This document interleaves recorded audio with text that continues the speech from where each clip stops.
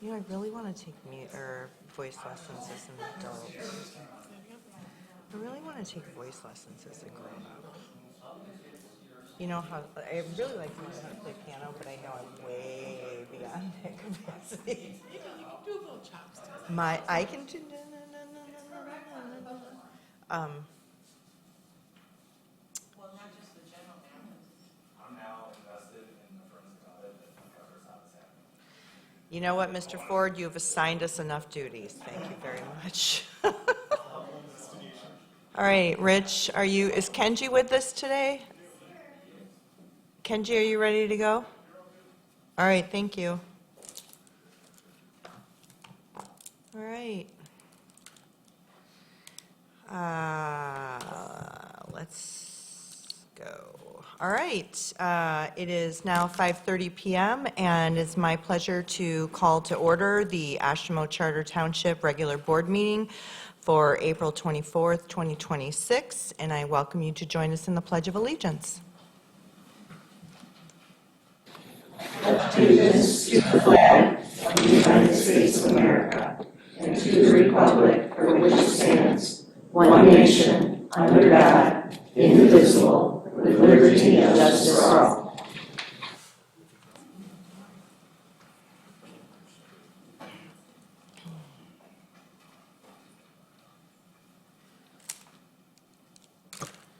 Welcome. It feels really nice to not have it be not minus 22, right? This weather is really something. All right, next we'll move to item 3, which is remote location identification for remote attendance when permitted by statute. We have full attendance at the board, so remote location is not necessary. Next, we'll move to item 4, which is township mission, vision, and core values, and I invite a member of this body to share a township core value. I'll read this. Committing to quality fire and police protection. Thank you, Trustee Cole. Reminds me, we'll probably get our monthly update at our next meeting from the fire department, but I'll make myself a note just in case. Next, we have item 5, which is approval of the agenda. Is there any members of this body wishing to make any changes to the agenda? If so, let us know. Otherwise, I'd be ready for a motion. I just have a question on the Sure. consent agenda. We have the minutes of the March 31st meeting, but we didn't do the March 24th? At our next meeting, I'll Okay. have all the ones that. Okay, sorry, it just caught my eye. So, then I will move to approve the agenda, the revised agenda, or as presented. How's that? On the website. Support. Motion by trustee Sikora, support by trustee Chapman. Any discussion on the motion? All in favor, say aye. Aye. Opposed? Motion carries 7-0. Next, we have item number 6, which is public official and community partner updates. Do you see our County Commissioner DeLu with us? If you please wouldn't mind sharing what you have to tell us. I'd love to. It feels dark in here. I think that's why I'm a little bit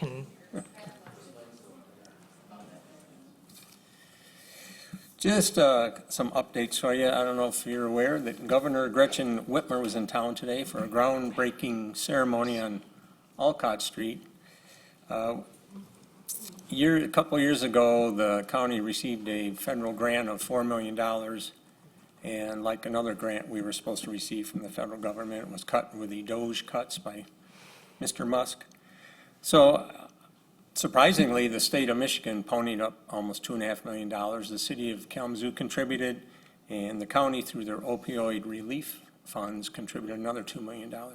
And so what they're going to do is build a 48-unit apartment complex. It's designed for people that are recovering some substance abuse issues and people that are currently in what they call the problem-solving courts. So, of course, this is going to be a year and a half, 2 years in the making, but it's going to be run by the Edison Community Partners and the Integrated Services of Kalamazoo, and it's going to be a worthwhile program once it gets up and running. Also from the county side, our annual treasurer's report and the Drain Commissioner's annual report, which is sometimes interesting to read, can be found online at their websites. We had a public hearing at our last meeting a week ago tonight for the indoor sports complex facility bonds, and we had no comment. We were just required to hold that public hearing in case anybody wanted to make a comment. I serve on the Board Appointments Committee, and I want to advise you that we have appointed a Ashimo resident to the Kalamazoo County Transit Authority.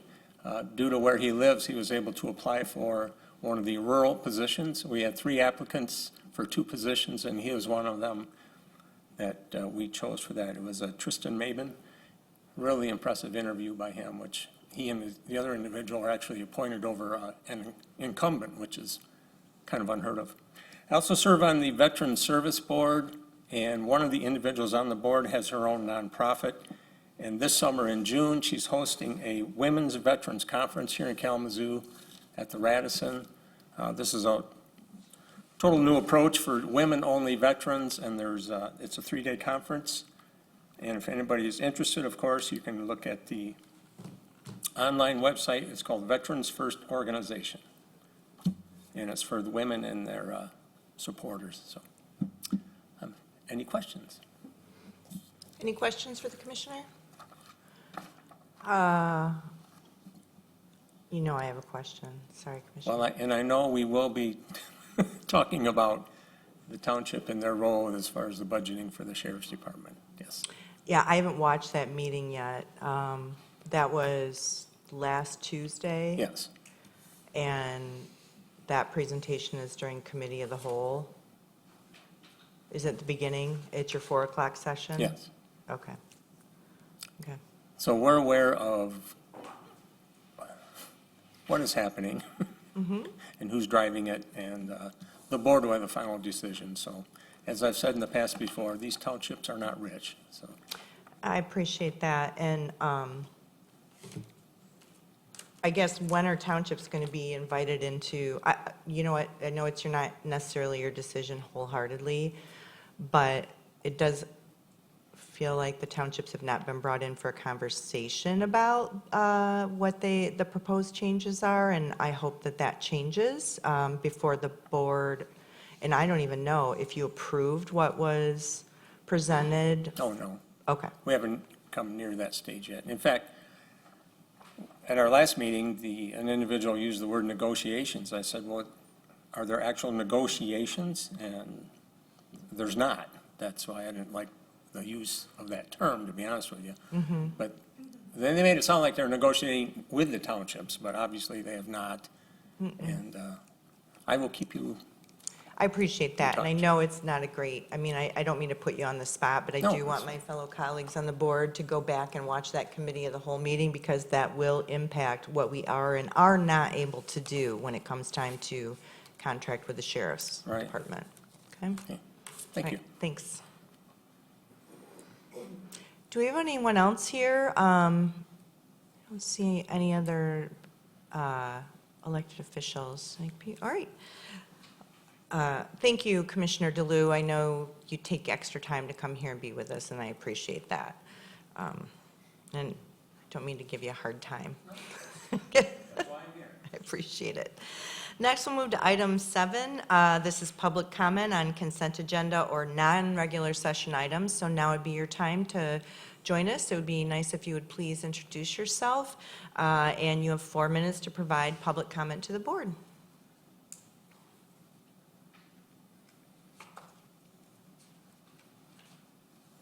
Welcome.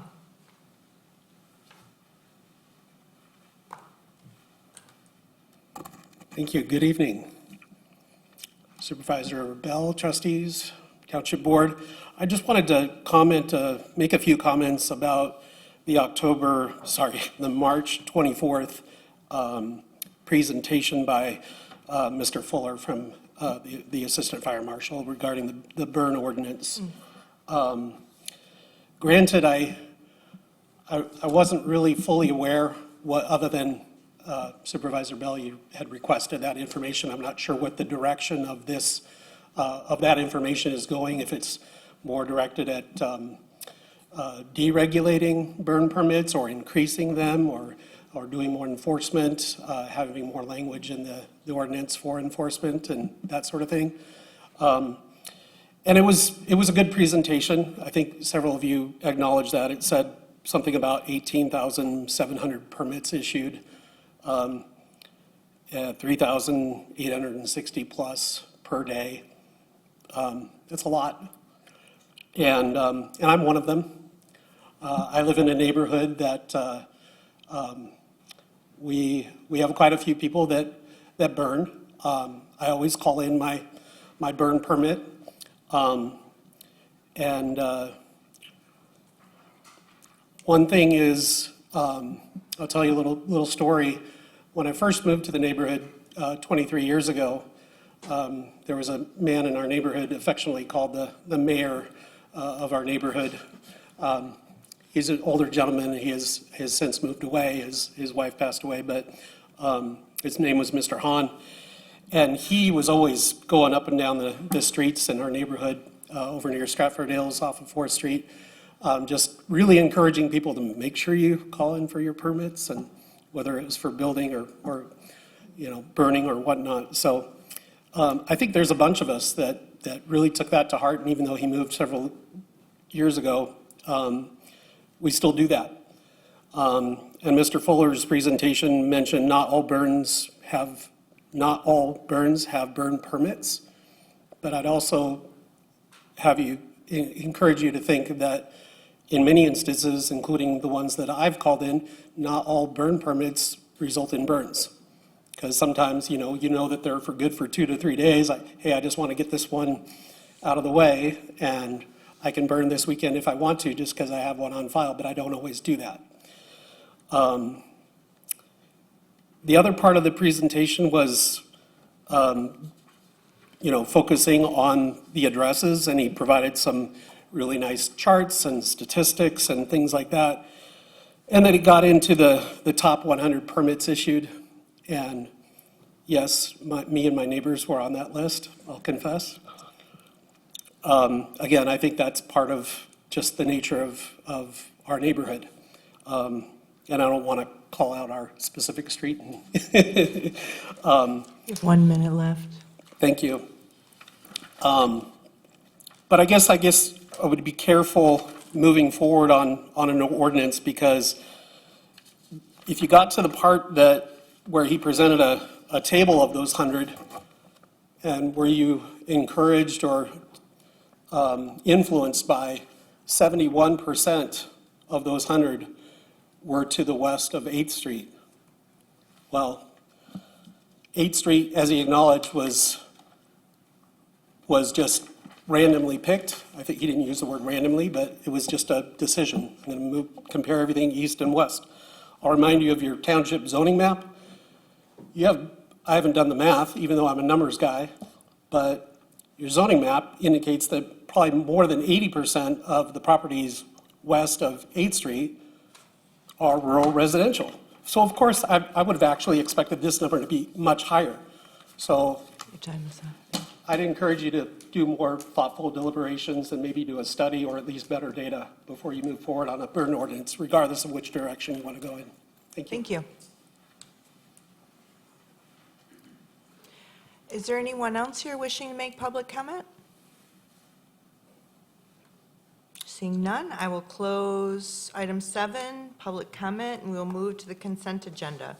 Our consent agenda this evening contains the meeting minutes of the regular meeting of March 31st, the receipts and disbursements report, the Asheville Charter Township Identity Guide, and the West Main non-motorized path maintenance board update. Any questions on these items? If not, I would be ready for a motion. I'll move we approve the consent agenda, items A through D as presented. Support. Motion by trustee Sikora, support by trustee Ford. Any discussion on the motion? All in favor say aye. Aye. Aye. Opposed? Motion carries 7-0. Guess I should ask for abstentions too. I forget to do that sometimes. Actually, There's no conflict. We can abstain. I was thinking out loud, I'm sorry. Okay.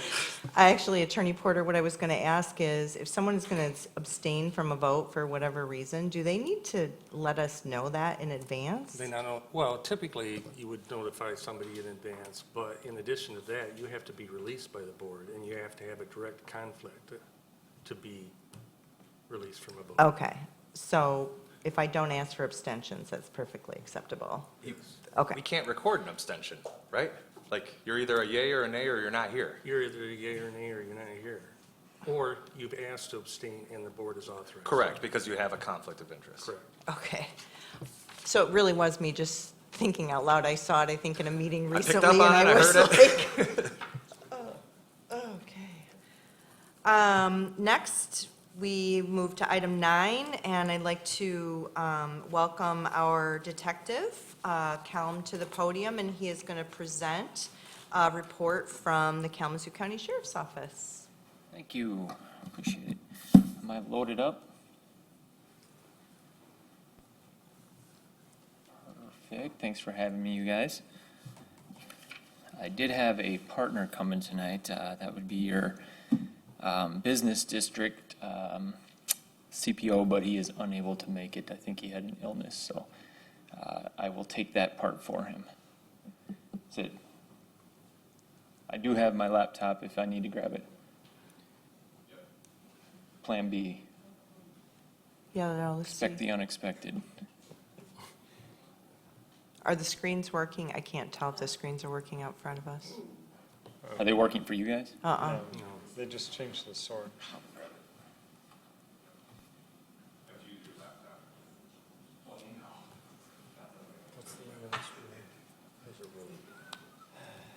Are the screens on at the podium, Mr. Blair? Are the screens on up there? I know, I'm just curious if they're on, if they've been turned on. They are, okay. Darn it, that's gonna drive me crazy.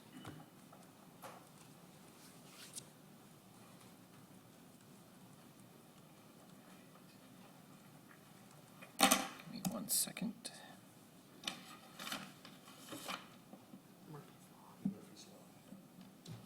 That's right. No power.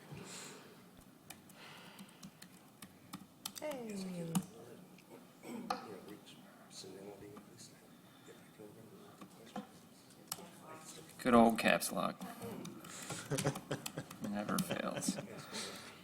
Shall we guess your password? Oh,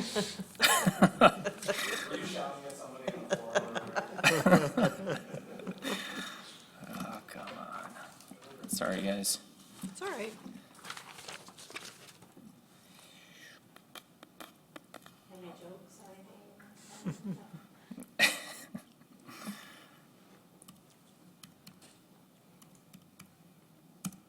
They have this new, Every class I ever had is stuck on Duo. Hate Duo. does anybody else have Duo? Yep, we use Duo here, actually. Yep. And all of my academics.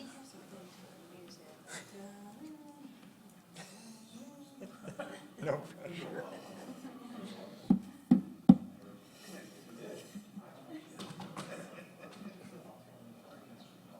Continue. Hold on.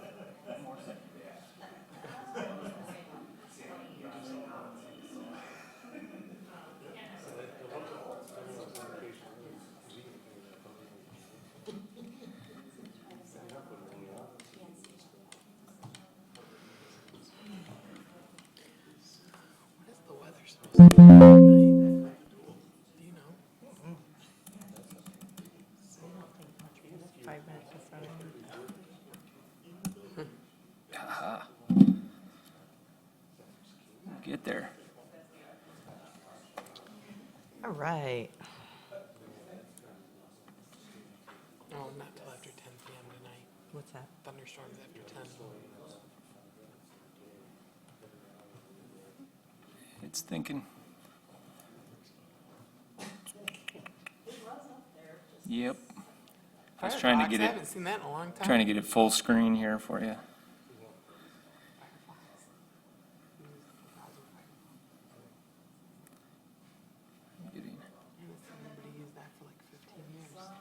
Is it going?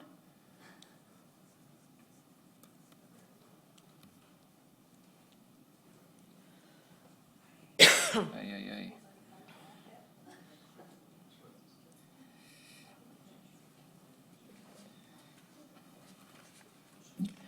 Well.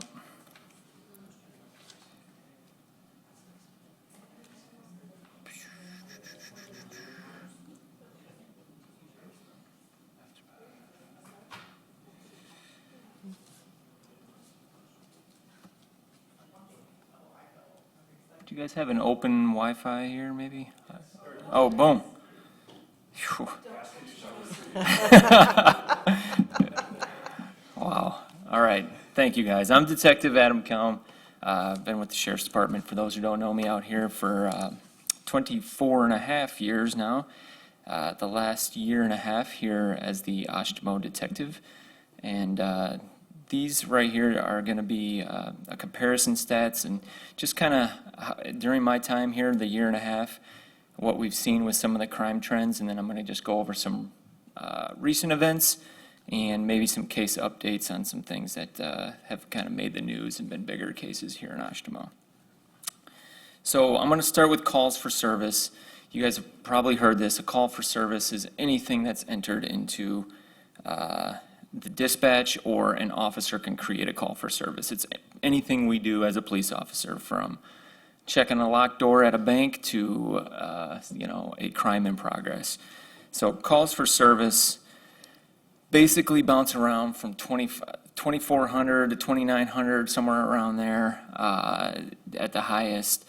But recently you'll see as it gets to February and March, it actually went down, and that's a large part. February is a smaller month, and then winter, it usually slows down.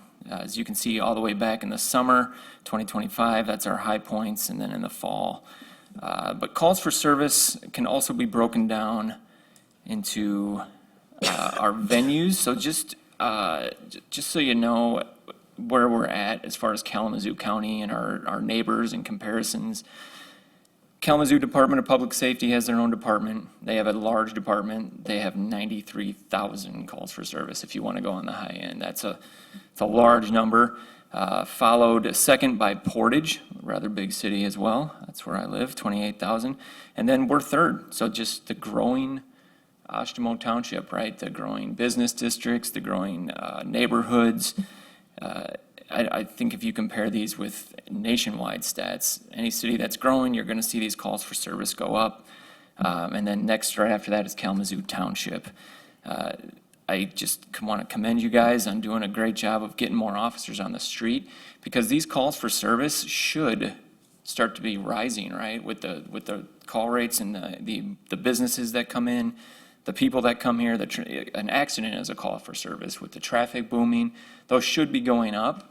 But they're kind of leveling off. They're staying at the same point, which I've noticed during my year and a half here. And then that's a direct effect of you guys having more police on the streets. So I think that was kind of cool to see over the last 18 or I guess 15, 16 months. Before I go off of this, does anybody have any questions with calls for service and how those are generated, or why the numbers look like they do? I have one question. Particularly for the cities of Kalamazoo and Portage, do they measure calls the same way we do? Yeah, Okay. we get these directly from our dispatch center. We all use the same CAD system, so, Okay. yep. That's where we're getting them. Any others before I move on? Yeah, are these calls for service just for police service, or is this all? For police service. Okay. Yep, good Thank you. question as well. All right. Violent crime is one that I'm going to go over just kind of what is happening here. Obviously, I have stats broken down. You guys receive those too. If I just regurgitated a bunch of numbers that you guys get on a month-to-month basis and just read this sheet, I feel like that's doing you guys a disservice. You guys can read this sheet too. But if there's a specific number you guys are looking for or have a question about, I brought those as well in case you guys have a question about them. But violence is obviously a crime that we're going to respond to. Comparatively to other cities in our same population bracket, we're lower with the violent crime, but we're pretty steady. in that 30 to 36 per month. You can see that felonious assaults, which is defined by anything using a weapon, causing injury, that puts somebody into the hospital or worse, that those stay right around 4 to 8 inside of that 30 to 36 number. So most of the assaults are minor in nature of what we're getting. And then obviously the major cases we had last year, we had 2 homicides in 2025. That would be the one in Canterbury, and then October would be the one in Mount Royal, both investigated by myself. And if you guys have questions or any updates on those, feel free, I'll go over that again at the end, okay? Yeah. Oh, do you want me to wait for my question till later? No, if it was specifically on the homicides, then I can go over that again. Oh, I just, with regard to, were there arrests made in both of those? Yes, And were those arrested, were they Ashmore residents? Can you speak to that? the suspects, Yeah. one was not. Okay. Go ahead.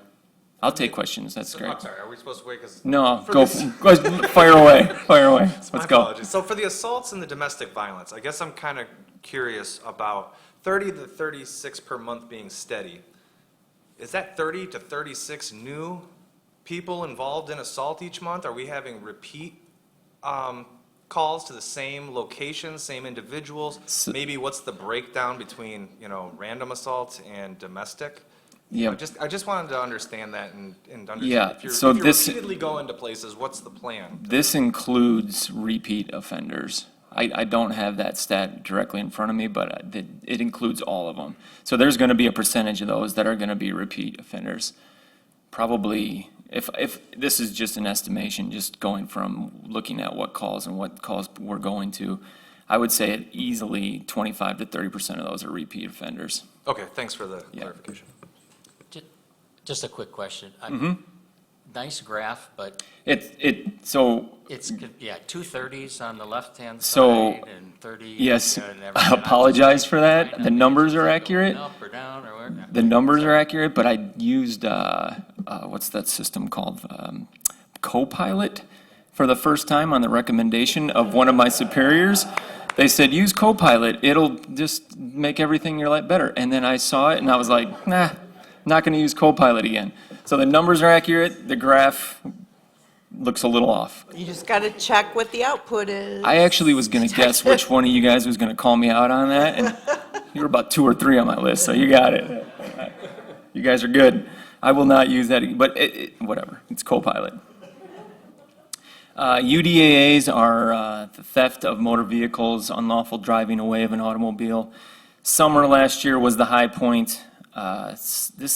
I put this on there, working with the community to educate members. I'm going to work with our CPOs on this and trying to create a presentation because we can really help ourselves out. I look at all these reports. Upwards of 90% of these are people that obviously they don't experience crime like we do. We see it day to day, and they're like, well, this is just a great neighborhood, and it is. But when you always feel nothing's going to happen, that allows you to keep your car unlocked or keep your laptop in the back seat or your purse in the front seat. Those things, removing those temptations away, most of the time, the suspects in these cases just go, we can watch them on camera. They'll just go down and try door handles, one right after another. Locking your door is a huge deterrent for this occurring. So a lot of that just comes down to educating and relating that to the community, which I am going to head on with our CPOs. Questions about UDAAs? I have one question, please. I mean, I assume people aren't, what's it called? They used to break in and start the car with the wires. Like hot wiring? Hot wiring. I mean, are most of these, so not only have they unlocked, I mean, how are they getting them started?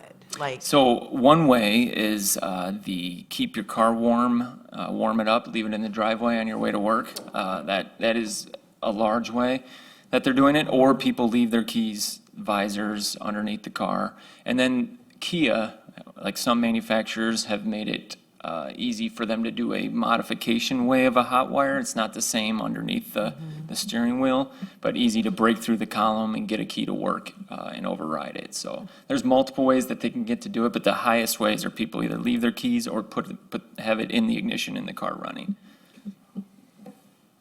Good question.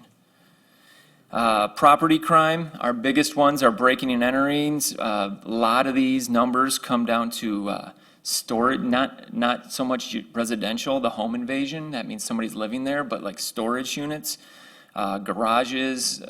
Most of the time B&Es occur, the suspect doesn't want a confrontation. They want to sneak in, they don't want you to know they're there, they want to get out without a confrontation. So a lot of our storage units in Oshtemo fall victim to this.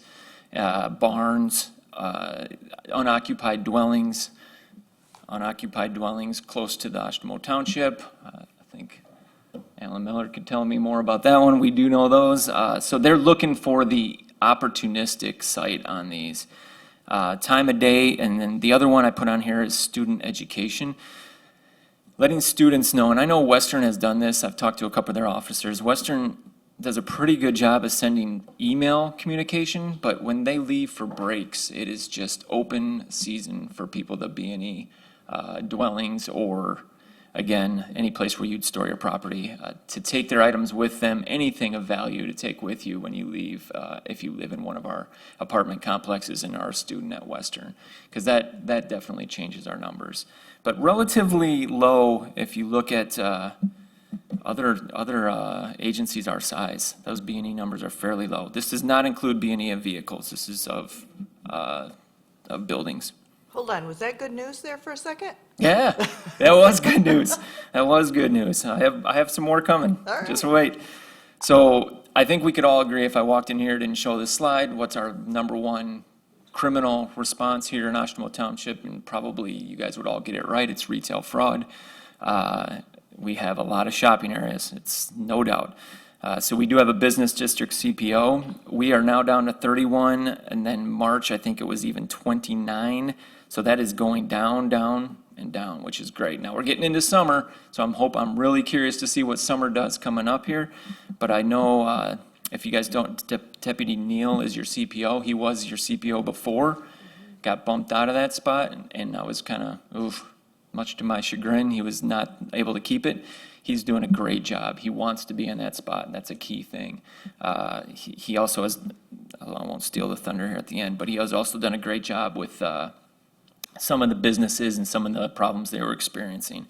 So it is our highest call volume, but if you consider more businesses coming in and the population and the traffic we have over there, I think that if the number's going down, that officer presence is definitely helping, and the relationships that he's making with the loss prevention officers and the management of those businesses. That is helping a ton, and the numbers are showing it, so. Detective Kell? Yeah. Of those retail frauds, how many of them roughly would you say fall into the organized retail crime? A low percentage. Low? Okay. Yeah, I would say no more than 10 to 15%. Those cases we do not. So we're not seeing that as a No, significant issue? those usually are, they travel through, they're very mobile. Yep. We'll get a little rash of them, and then they're on to the On the next way. city. That's actually why they're successful at it, because they Right. don't stick around. Makes sense. Thank you. Yep. Good question. So just overall, kind of some highlights there. I kind of went over some of this, but I wanted to just point out that those major incidents, the 2 homicides, both those suspects are in custody.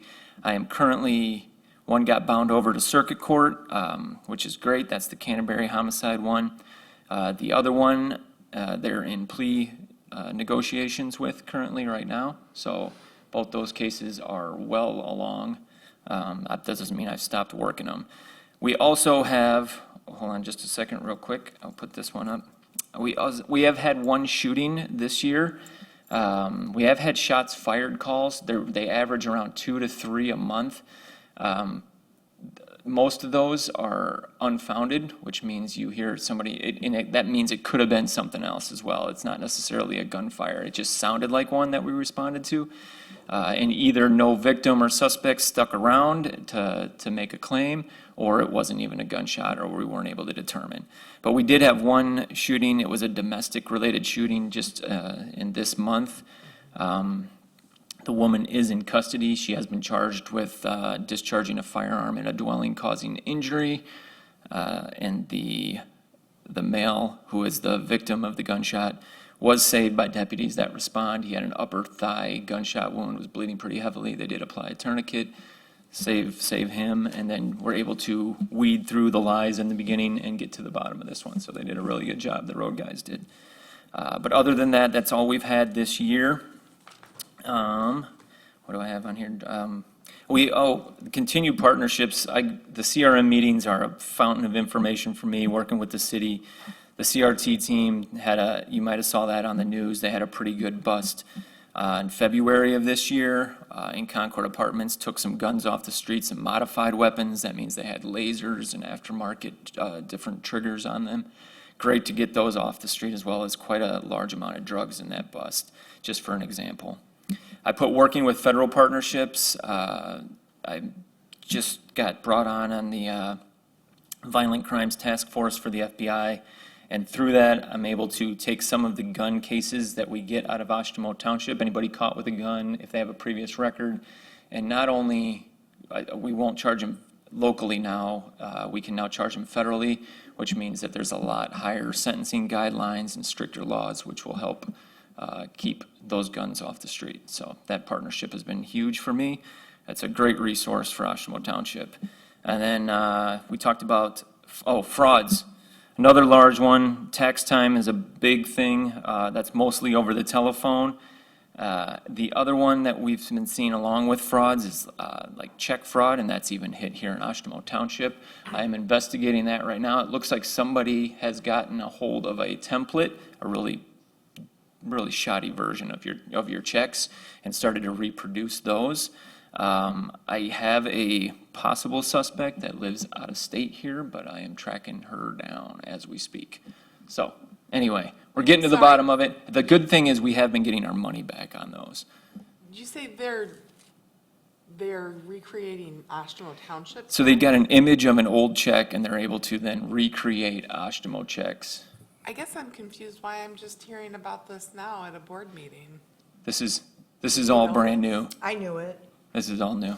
We have Okay. lost no money. This is all Yes. locked through positive pay. This is just us following through with prosecution. And correct, 100% right. And to be honest, it just irks me because it's my township, so I'm going after her anyway. So that's otherwise it might not be as big a deal because people do have their money back. It becomes a different kind of charge, but either way. And then talked about that one. And then Deputy Neal was going to talk about the Hawking the case, because that's I don't want to take his credit. He brought that to me and asked for help from me. But for those in the crowd, you guys probably saw the news, and maybe if you haven't, Hawking is the term that was, I just learned it from the news the other day, to be honest with you.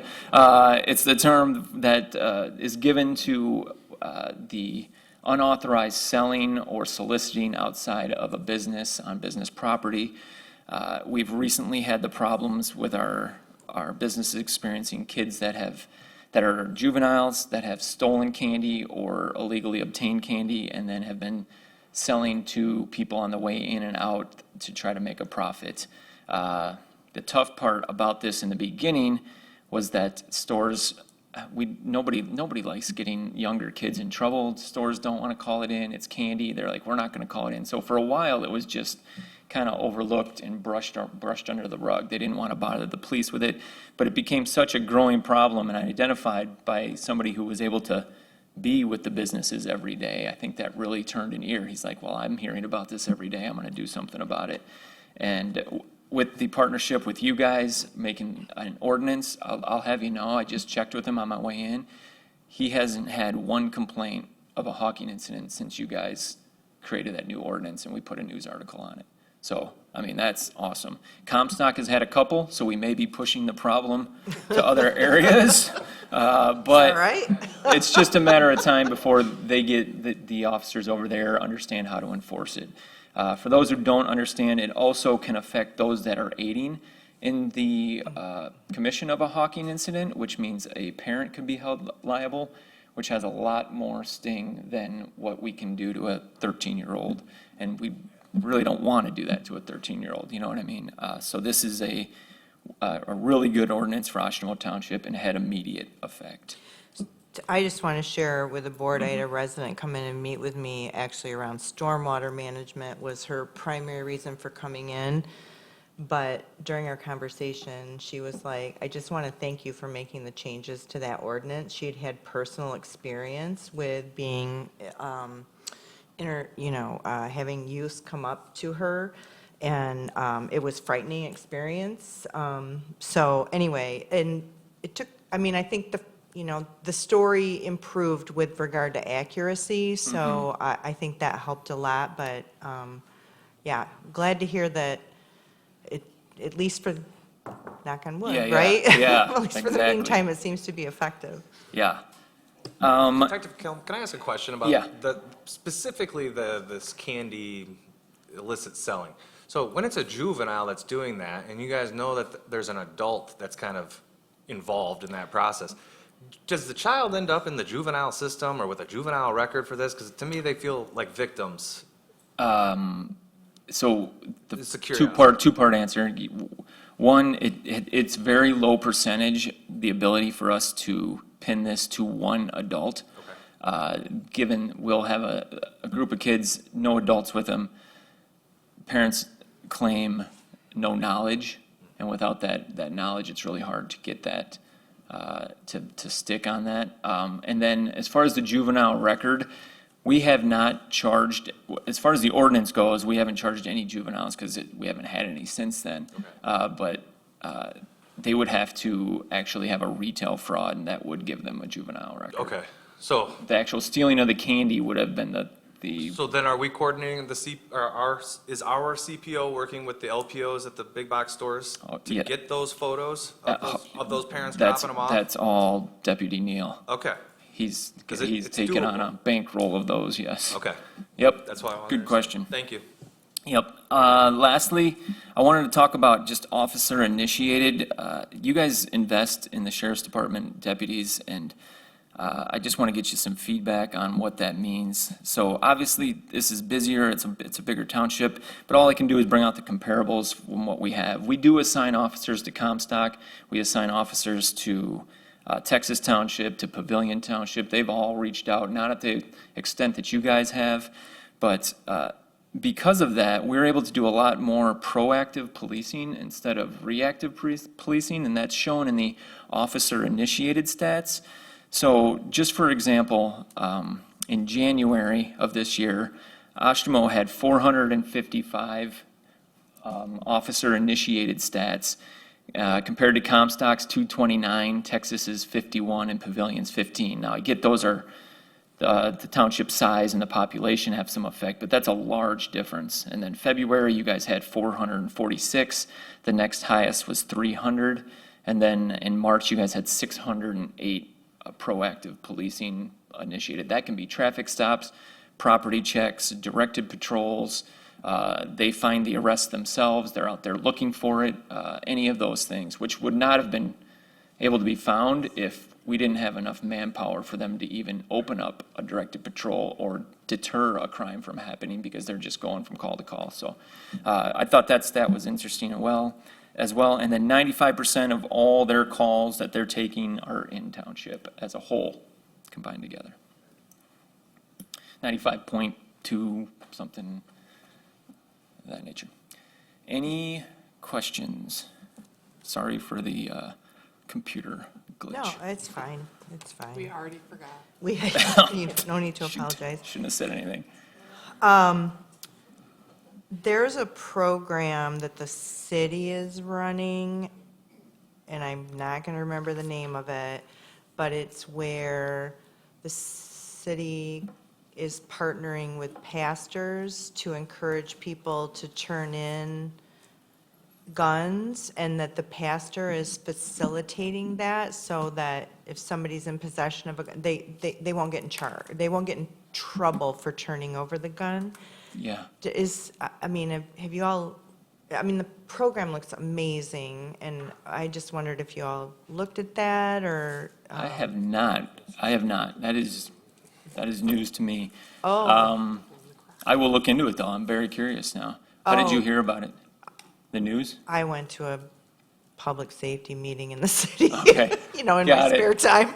Got it. No, it's where the pastors of the churches, and there's some organization and training around it or whatever, but if I have a gun that I know is unregistered, or, Yeah. my husband left it and I didn't know about it, you can turn it over to the pastor, and then the pastor can turn it over to KDPS, and then it makes the release of that firearm more comfortable for the Yeah. person owning it, because it's Yeah. it's not going to the police, it's going to a pastor, so.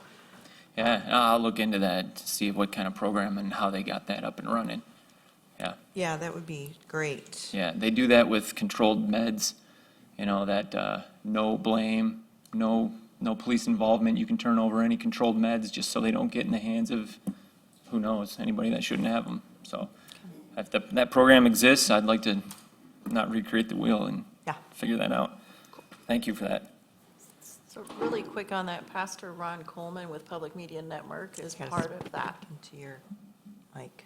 I'm on. Pastor Ron Coleman Okay. with Public Media Network, he's, I think, been in that since the beginning, so if you, Perfect. yeah. Thank you. Any other questions? Nope. All right. Thank you guys for your time. Appreciate it. Thanks for being here, Detective. Absolutely. All right. That brings us to item number 10, which is a first reading for ordinance 690, H Avenue rezoning. Director Staforia.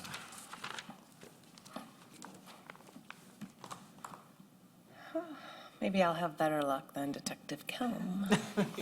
Oh, look at me. I have before you tonight for your consideration is first reading of ordinance 690, which would affect the rezoning of the area you see on the screen with the purple dash outline. It was initiated by the owner of 8610 and 8366 West H Avenue. There's two addresses on this parcel because there's two homes. In the purple hatched area, there's an old farmhouse, and then you can see the owner's home up in the acreage there. And Mr. DeVries approached the township last year about doing a division to sell the farmhouse to his son. The property is zoned ag, which you can see around it is zoned rural residential. That's why you don't see any coloring on the aerial other than what's outlined in blue. But the minimum parcel size is 40 acres in the ag district. So he started this process to rezone 1.7 acres, his property for future land division. And at township initiation, we added, I don't know if this, we added this little sliver on the adjacent parcel owned by Mr. Fox, and I reached out to him, and he sent him a letter and an explanation, and he called me to say he was not opposed to having that smidgen of his property rezoned from ag to rural residential. The Planning Commission held a public hearing on the request at their March 26th meeting and unanimously found that the criteria that we consider for a rezoning request were satisfied. So they do recommend that the 1.7 acres of the DeVries parcel and the adjacent 0.6 acres of the Fox parcel be rezoned from ag to rural residential. Thank you, Ms. Staforia. Do you have any questions about this rezoning request for the planning director? Yes, I'm curious. I see you carved out that small little extra .45. But everything else on that parcel is a different zoning? this Fox parcel, this one, has dual zoning now. We just didn't want to leave like a 60-foot wide strip going down to H Avenue, so we just expanded over what Mr. Durbreeze wanted for rezoning to capture it. And the rear of the Fox acreage is farmed.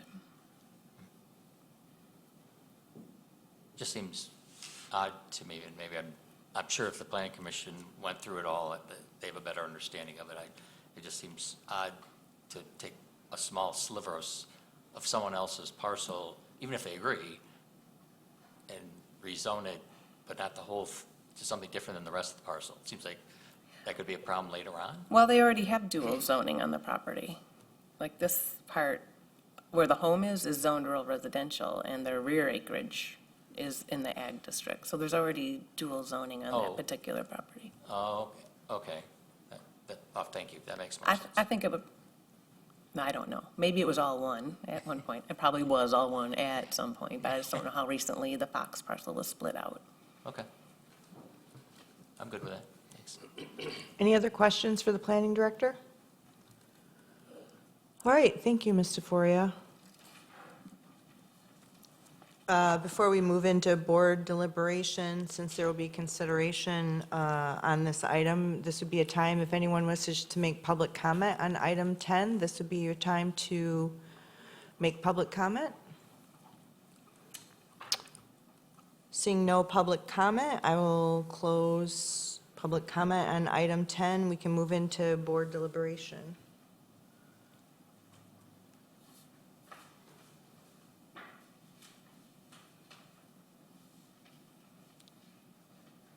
Or if anyone's ready to take action, that's an option as I well. move that we accept ordinance 690 for first reading and set second reading for April 28th. Support. Motion by Clerk Farmer, support by Trustee Sikora. Any discussion on the motion? All in favor say aye. Aye. Opposed? Motion carries 7-0. Next, we move to item number 11, which is a first reading regarding ordinance number 691, zoning ordinance and text amendments. I don't have a visual aid for this one, but it is the first round of quarterly text amendments in my AGVs for the planning department.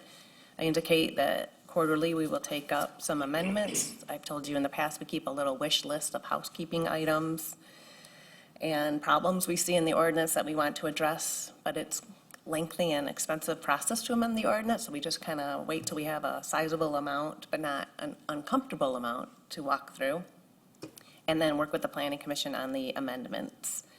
And so here's the first round of 2026 before you this evening, and the prompt for this one did come from the legal department and ordinance enforcement department, asking us to look at the outdoor lighting provisions so that they can be updated to address inadequate lighting in areas where there have been security concerns, probably where a lot of those calls for service are going, because we have had concerns raised by the sheriff's department about lighting levels.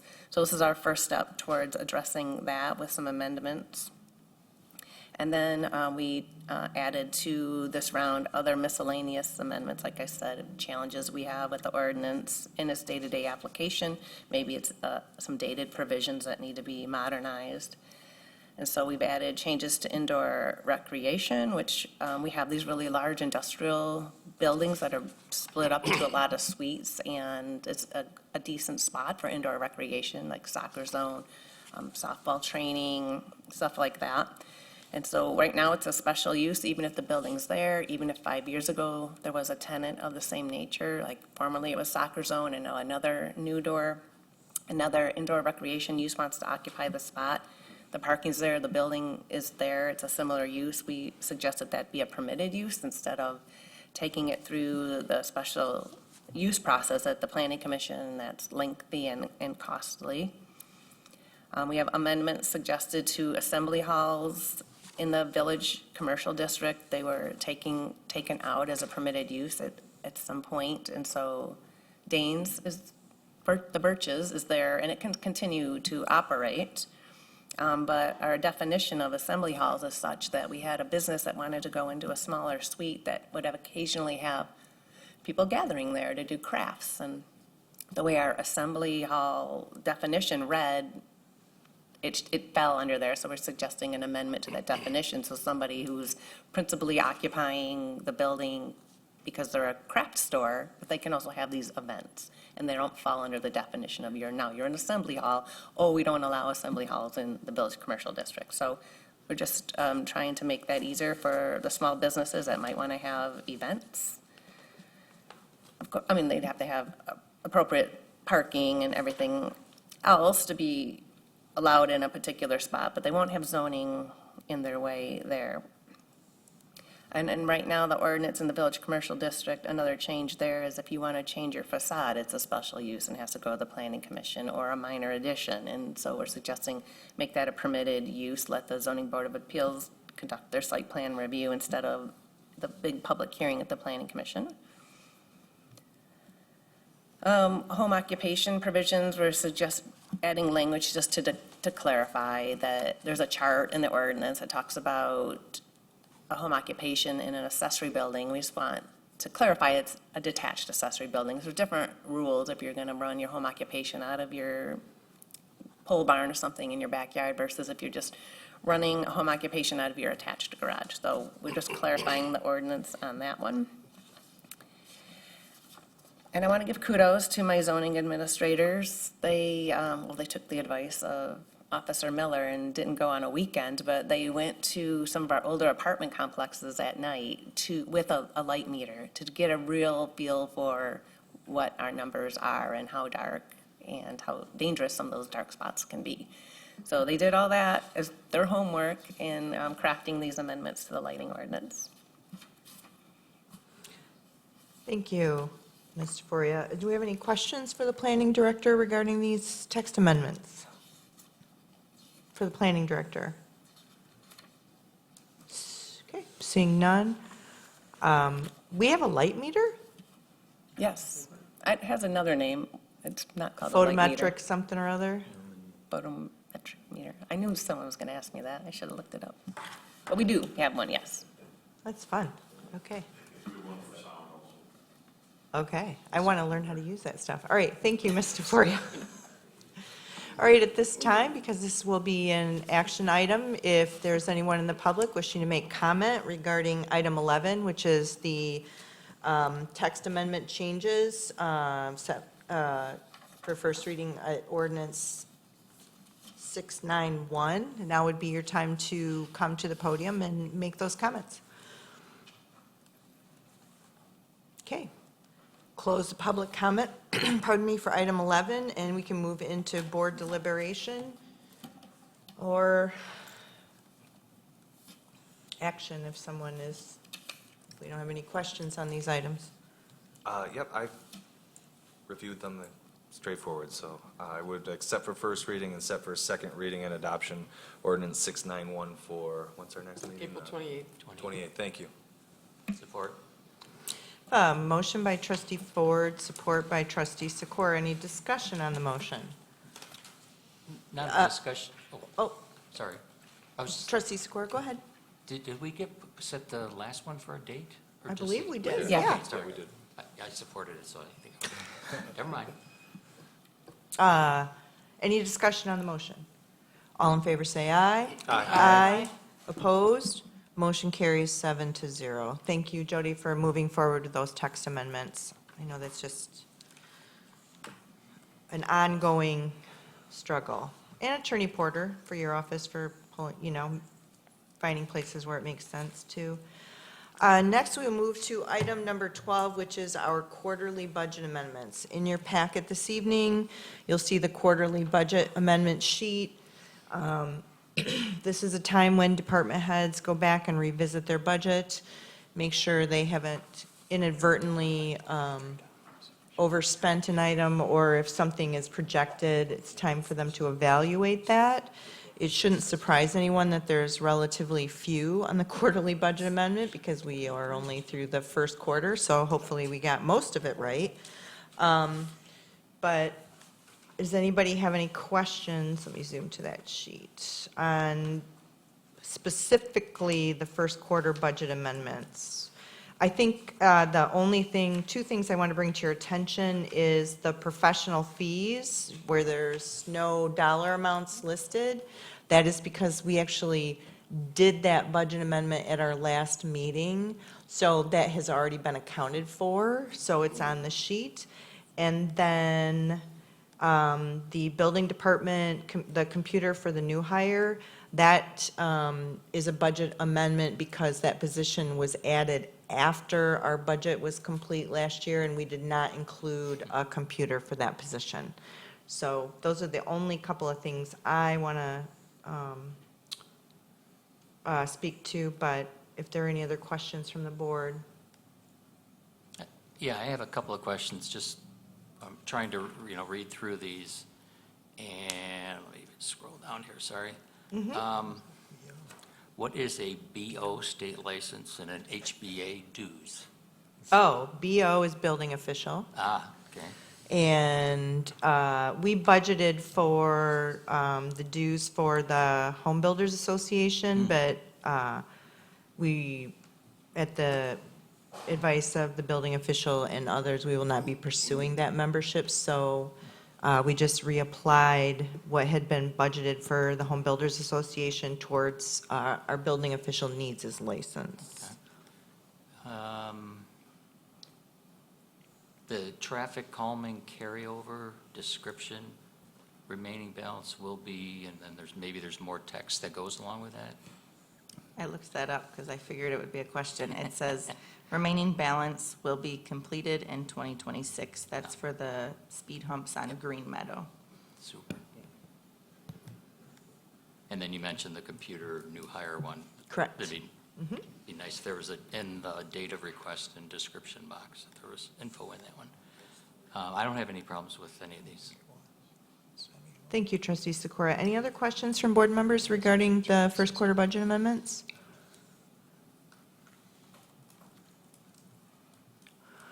Okay, at this time, since this is an action item of the board, I would welcome public comment on item 12A, first quarter budget amendments. Seeing no public comment, I will close the public comment, and we can move into board deliberation, or if folks are ready, can make a motion. I move to approve the first quarter budget amendments as presented. Support. Motion by trustee Ford, support by trustee Sikora. Any discussion on the motion? All in favor, say aye. Aye. Aye. Motion carries 7-0. Next, I'd like to welcome our ordinance enforcement officer. I almost said Detective Miller. Ordinance enforcement officer Miller. Hi. For those of you that aren't aware, Ordinance Enforcement Officer Miller had a full, long, robust career as a sheriff's officer. But he is here to talk to you about the request for budget amendment item B, contracted services blighted properties. Hi. So I've put in a request to transfer a total of $19,125 over from the carryover to our contracted services for 3 blighted properties. The reason that I'm asking for this so early in the year, which you're probably thinking, is when I first came on board, the way that the budget was done in meeting with Sherry is that there was a large lump sum put in that account. And then we decided to only put a small amount and then present whenever we ran into badly blighted properties that needed contractual services to remove the blight, we would then request the budget amendment to the board. So that's why I'm here now, because we have 3 properties that I've been working with for a very long time, all 3 of them. And at this point, I'm still working with them. As a matter of fact, I talked to one of them today, still trying to get them in compliance. It hasn't happened. All 3 of them are over a year. So they've been cited into court in front of the magistrate. They were found responsible, paid a small fine. Then the legal office prepared a compliance order, which we received, which gave us the authority to use our contractor to clean up the blight. And that's where we're at with that right now. I've attached some photos, listed the properties in that packet that you have, is properties 1, 2, and 3, so you can see some of the blight that we're talking about. Attorney Porter? Well, I'm sorry, didn't mean to. No, that's okay. I have a question, but. I just wanted to make sure the board understood that we always follow the procedure that we've established in the office so that when we get an enforcement order under state law, we're authorized to go in, clean up, and then bill them for the cleanup. If they don't pay it, it will be placed upon their property taxes. So we try to not have the taxpayer have to pay for this type of cleanup, given the fact, I know our ordinance enforcement office Can you speak into the mic, Attorney Porter, has please? tried repeatedly before we take any final action. They try very, very hard to get them to voluntarily clean up. This is the last resort, and again, we try not to assess the cost of the taxpayers. Do you have any questions for Mr. Miller? I have a question. So specifically with these three situations, what is the reasoning for their lack of compliance? I mean, is there a situation where somebody's elderly and they, you know? That's not the case with any of these three. I can't tell you. I don't have an answer. I mean, we meet with them, we talk to them, we give them suggestions, we give them advice. We offer contacts of people. Rod and I have some contacts of people that are very generous on reducing their fees, if they can't get services. I mean, but you're talking to them, what are they saying? Like, yeah, I'll do it, and then they just don't? Or Right. That's primarily what happens. Okay. I'm doing it. We go by, we do visual compliance checks. We talk to them on the phone.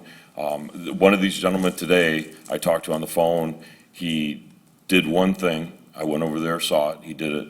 I gave him a 2-week extension. I'm slightly optimistic that he will continue because I don't want to do this. And how long has this been going on since we started trying to get compliance? Property number 1, February of 2025. Property number 2, it had cases open in August of 2023 and November 2023. Those were never completed. That was prior to me coming here. But those were still opened and there was never compliance gained. Then the cases that we reopened were December of 2024 and January 2025. And then property number 3 was May of 2025. And these all generated from complaints, people calling in complaints on the property. Yeah, okay. I mean, it sounds like there was more than due diligence to try to gain voluntary compliance. I just wanted to make sure. And again, I still try to. I will still do that up until the day we have scheduled for this removal. One question, Trustee Ford? Yeah, you're not necessarily a medical professional, but in your experience, would you say that these folks are of sound mind, or do you think that there are mental health disabilities at play here causing this kind of hoarding and blight? None of these three, Okay. I don't believe have any of those issues. Okay. I think it's just the way they choose to live their life. Understood. Appreciate that. Thank you. Any other questions? Yeah. Trustee Sikora? So you've gone through the court process, they've been found liable for this, and so you're proceeding with this. Is there a reason that there's no addresses associated with this in the packet? Is that a privacy thing? I mean, when it's already been public? I mean, at least I didn't see any. I was kind of curious, I would go drive by and take a look, No, the addresses are on packet page 47. Are they? Jeepers. No. No, it Oh. was, Okay, yeah, just the streets, right. yeah, I put just the streets. I didn't know if there was a policy for doing that, but then when you said we went through this and it's already been determined by a court and everything, I thought, boy, why can't I just drive by and just to verify myself, see what it is, so familiarize myself with it. But I was just curious. I guess, I'm not sure it's a policy. I didn't It is, think and of it was just suggested to me that it was normal protocol for individuals that used to present these. So I did it the same way that they did. Yeah, I didn't want to drive up and down someone's street looking for it and Right. then have the sheriff call it or something like that. Someone's casing their property. Well, they have opportunity to do proactive patrolling now. So. Go ahead, trustee Chapman. Yeah, so in particular, target property number 1, is this visible from the street? Because it looks heavily wooded. It's not. Some of it was. We actually had a blighted complaint at the house right next door to it. And some of that stuff that you're seeing in the photos is in the back of the house. There was a lot that was out by the road. That is what he has been working on, is trying to get that stuff out of there. So it looks a lot better from the road now. But you can see some of those junked vehicles and stuff that's sort of in the back. So this, So it's sort of hard to see from the road. so this would originate from a complaint about the blighted neighbor, or was there a complaint on this No, particular property? it was another person that lived in the area that made the complaint about this Complained property. about this part or the blighted one next door? No, when we were there looking at this one, well, it's a long story. Sorry. This particular property, when we got there and saw all the blight going on, we started looking at the house next door and trying to figure out what was going on there, because right on the property line, there were a bunch of unregistered vehicles that were that were parked back further, but they were on that neighbor's property. So then when we started making contact with everybody, we found out that this neighbor was allowing this neighbor to keep his blighted, unregistered vehicles, old vehicles, on their property, and they both got sort of sucked up into it. Okay. And he's come a long way. That's the one that I'm feeling optimistic that I've given a 2-week extension to, that I'm, fingers crossed that he'll keep going and get it done. Okay. You got to keep in mind too that, I should have mentioned this, when winter comes around, it's really hard for people. That makes everything a lot harder for people, so we have a lot more grace through the winter. We're not there, riding them, trying to get them to be digging through the snow to get all this stuff up. We sort of wait for the snow to melt, so everything gets cleared up and it's easier to get to it all. So over the winter, not a whole lot happened with any of these. So we're not going around looking for this. This was a citizen called, a citizen complained about this, and then we addressed it. Correct, all 3 of these properties. The others, I didn't have a question. Those were obvious, but this one just looked like, from the pictures, and I couldn't go visit it, so it just looked like it was in a forested area. That's why I was asking that. Okay. It's been a standard practice of the township not to go looking for these things. We typically respond to complaints, and that's been the practice for the last 20, 30 years, as far as I know. On number 2, I believe it's number 2. Trustee Chapman? Thank you. On number 2, is this as a result of an eviction? I can't tell if that's a single-family house or not, the large pile of material. No, it's not. It does look like it, but it's not. Okay. That's another interesting case. That is a lady that's allowed her daughter and boyfriend to live in that residence, and that's how they choose to live. And that is very visible from the road. Obviously. Yeah. Thank you. So. I'll say on all 3 cases, because I'm pretty familiar with the progress and the details of all. Ordinance enforcement spends a tremendous amount of time trying to support, nudge, provide resources. And that property in particular, that's one of the ones that goes back probably to 2023 or before. Number 2, right? Number 2, that was the one that had cases open that weren't closed back in 2023. And then in 24 and 25, we opened up 2 more. Any other questions for Mr. Miller? All right, thank you. All right, thank you.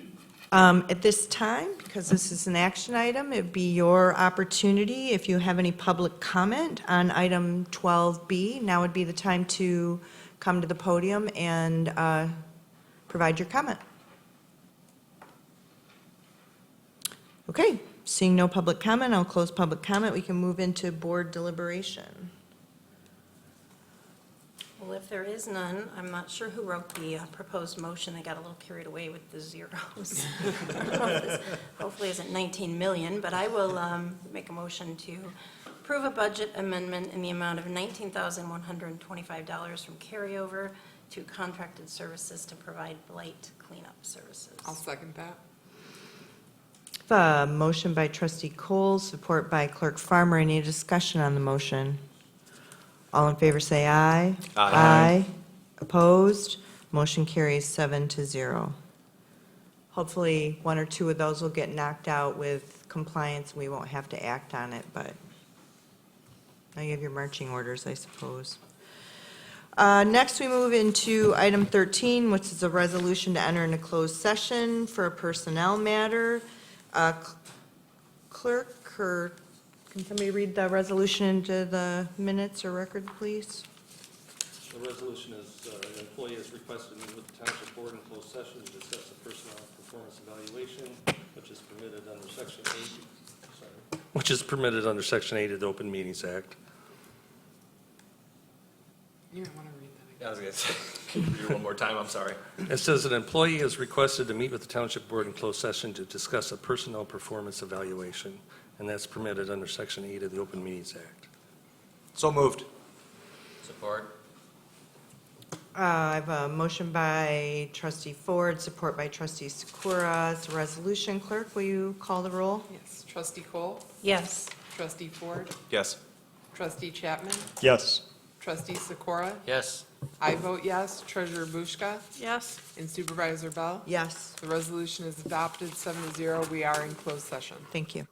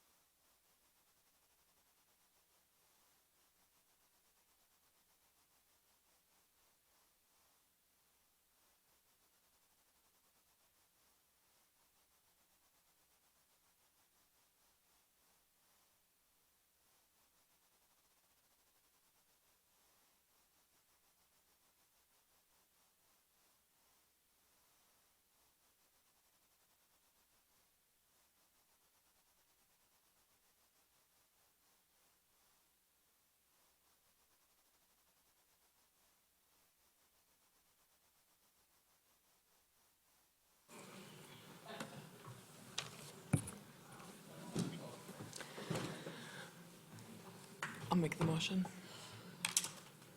You ready for me? I move that we exit closed session. Did we check to make sure? Are we back online, or back up, Kenji? Yep, we're good. Okay, Support. thank you, sorry, Dusty. I have a motion by Clerk Farmer and support by Trustee Ford to return to open session. Any discussion on the motion? All in favor, say aye. Aye. Opposed? Motion carries 7-0. Next, we move to item 14, which typically is, I mean, anyone can add items to topics for board discussion if you just want to send them to me. If it's like, geez, I'd like to hash this out. I think I've mentioned routinely that I put these on there just for things that I'm hoping to get feedback from the board. The park ranger, so we currently have a full-time park ranger that reports to the maintenance director. It no longer makes sense for that park ranger to report to the maintenance director. I'm going to be proposing that we move that position to report to the parks director. Additionally, we're making some updates to the job description. The staff person has accomplished some additional, I'll give you one for example. She went and got her pesticide certification, so we no longer have to hire outside for pesticide application for our public spaces. So because the last time I brought a job change before you went not the direction I expected, I put it on topics for board discussion. Number one, as just an opportunity for you to know that that will be coming down, is it Pike or Pipe? I never know. It's headed this direction.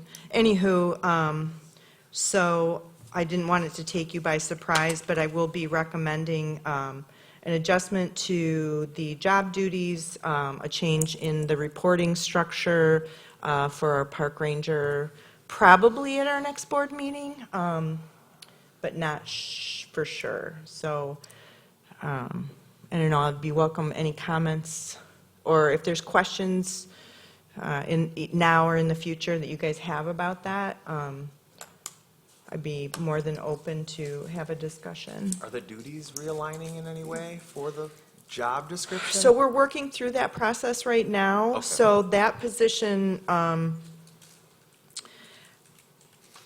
supports some maintenance Okay. work and some parks work, but we can expand that parks ability. Doesn't mean all the maintenance responsibility will be going away out of that Okay. position.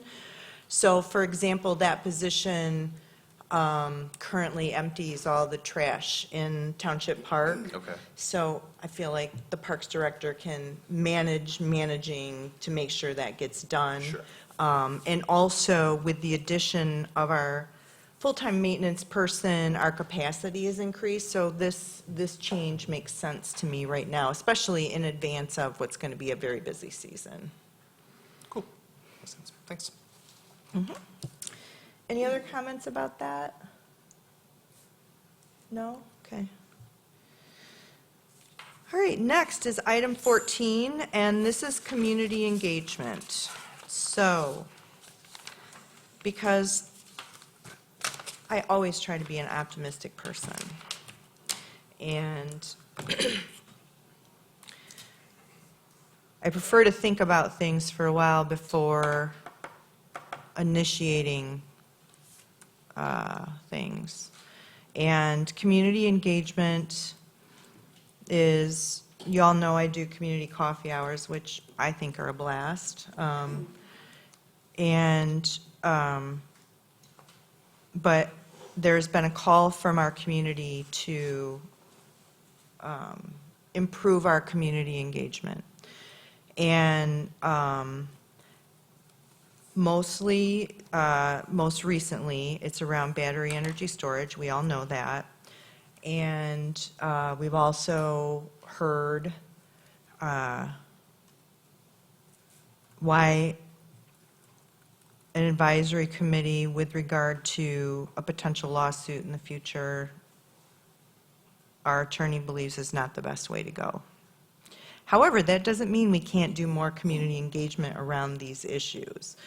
And so One idea I had was, and we can start around battery energy storage, since that's the call, that's the charge to action, and they can be, my vision would be a non-majority member of this board, so 3 board members.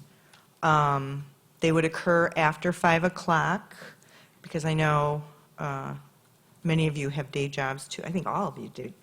Oh, Neil. Neil, you kind of have a day job, serving the township. That we would meet in groups of 3, and we would open up Township Hall, and it would be the opportunity for back and forth dialogue with residents, directly with board members to have conversations. It would not be an advisory committee informally, but it would be an opportunity for community engagement, sharing questions, in a setting that's not as formal as a public meeting, and also encourages or it facilitates more back and forth dialogue. So we could call them community question and answer nights, township talk. I thought that was kind of fun. Just generally community conversations, community listening sessions, listening and learning together. I will say that, and I'm happy to engage in this work, and I think we could start, anybody that was interested, I wouldn't want to have 4 of us in the same room together, but I'm willing to commit the time after 5 to meet with my colleagues on the board, broadcast these publicly for people that wanted to come, and start this dialogue in a way that's less formal than the board meetings, and doesn't accidentally harm the process in the event we end up at the MASP, or in court rather, with an ordinance. So it's my idea. The one barricade that I will put on that is this is board work. This is not staff work. And so I'm not going to ask already overworked, taxed, full-time staff to participate in this. This is board work. So if you feel like this is valuable, then, we can, I just want to say, I'm going to put some boundaries on this. Is like, if this is something that you think is valuable and that we want to, and I personally, I'm such an optimist sometimes. I think if we get this going and it goes well, what other topics could we tackle? It could really be something kind of cool. So that is the idea I am proposing to put on the table, and I guess I'm interested in some feedback from the board on that idea. I'm in. Huh? I'm in. Oh, yay, Claire's in. Okay. Okay, so I just, this is something that I've been trying to facilitate, so I appreciate that. You and I have discussed this. This is something that I want to see, particularly because I, as a board member, obviously have expressed my frustrations with some of the communication issues amongst this board. And I want to make sure that I preface this with the fact that none of my comments at any time were intended to insinuate or infer that I don't have trust for this staff or trust in the process. My only complaint, and I apologize to any staff member that feels that it came off that way, because that is not my intention. My complaint or frustration is that in this particular situation with writing this particular ordinance, I believe that it is far different than other ordinances, and I, as a board member who is going to eventually vote on this ordinance, I want to be informed. There's a lot of information to learn, and I want to be informed about the process as it moves along. And the board discussion on the agenda is great. I think we need to add board discussion on where we're at with the energy ordinance.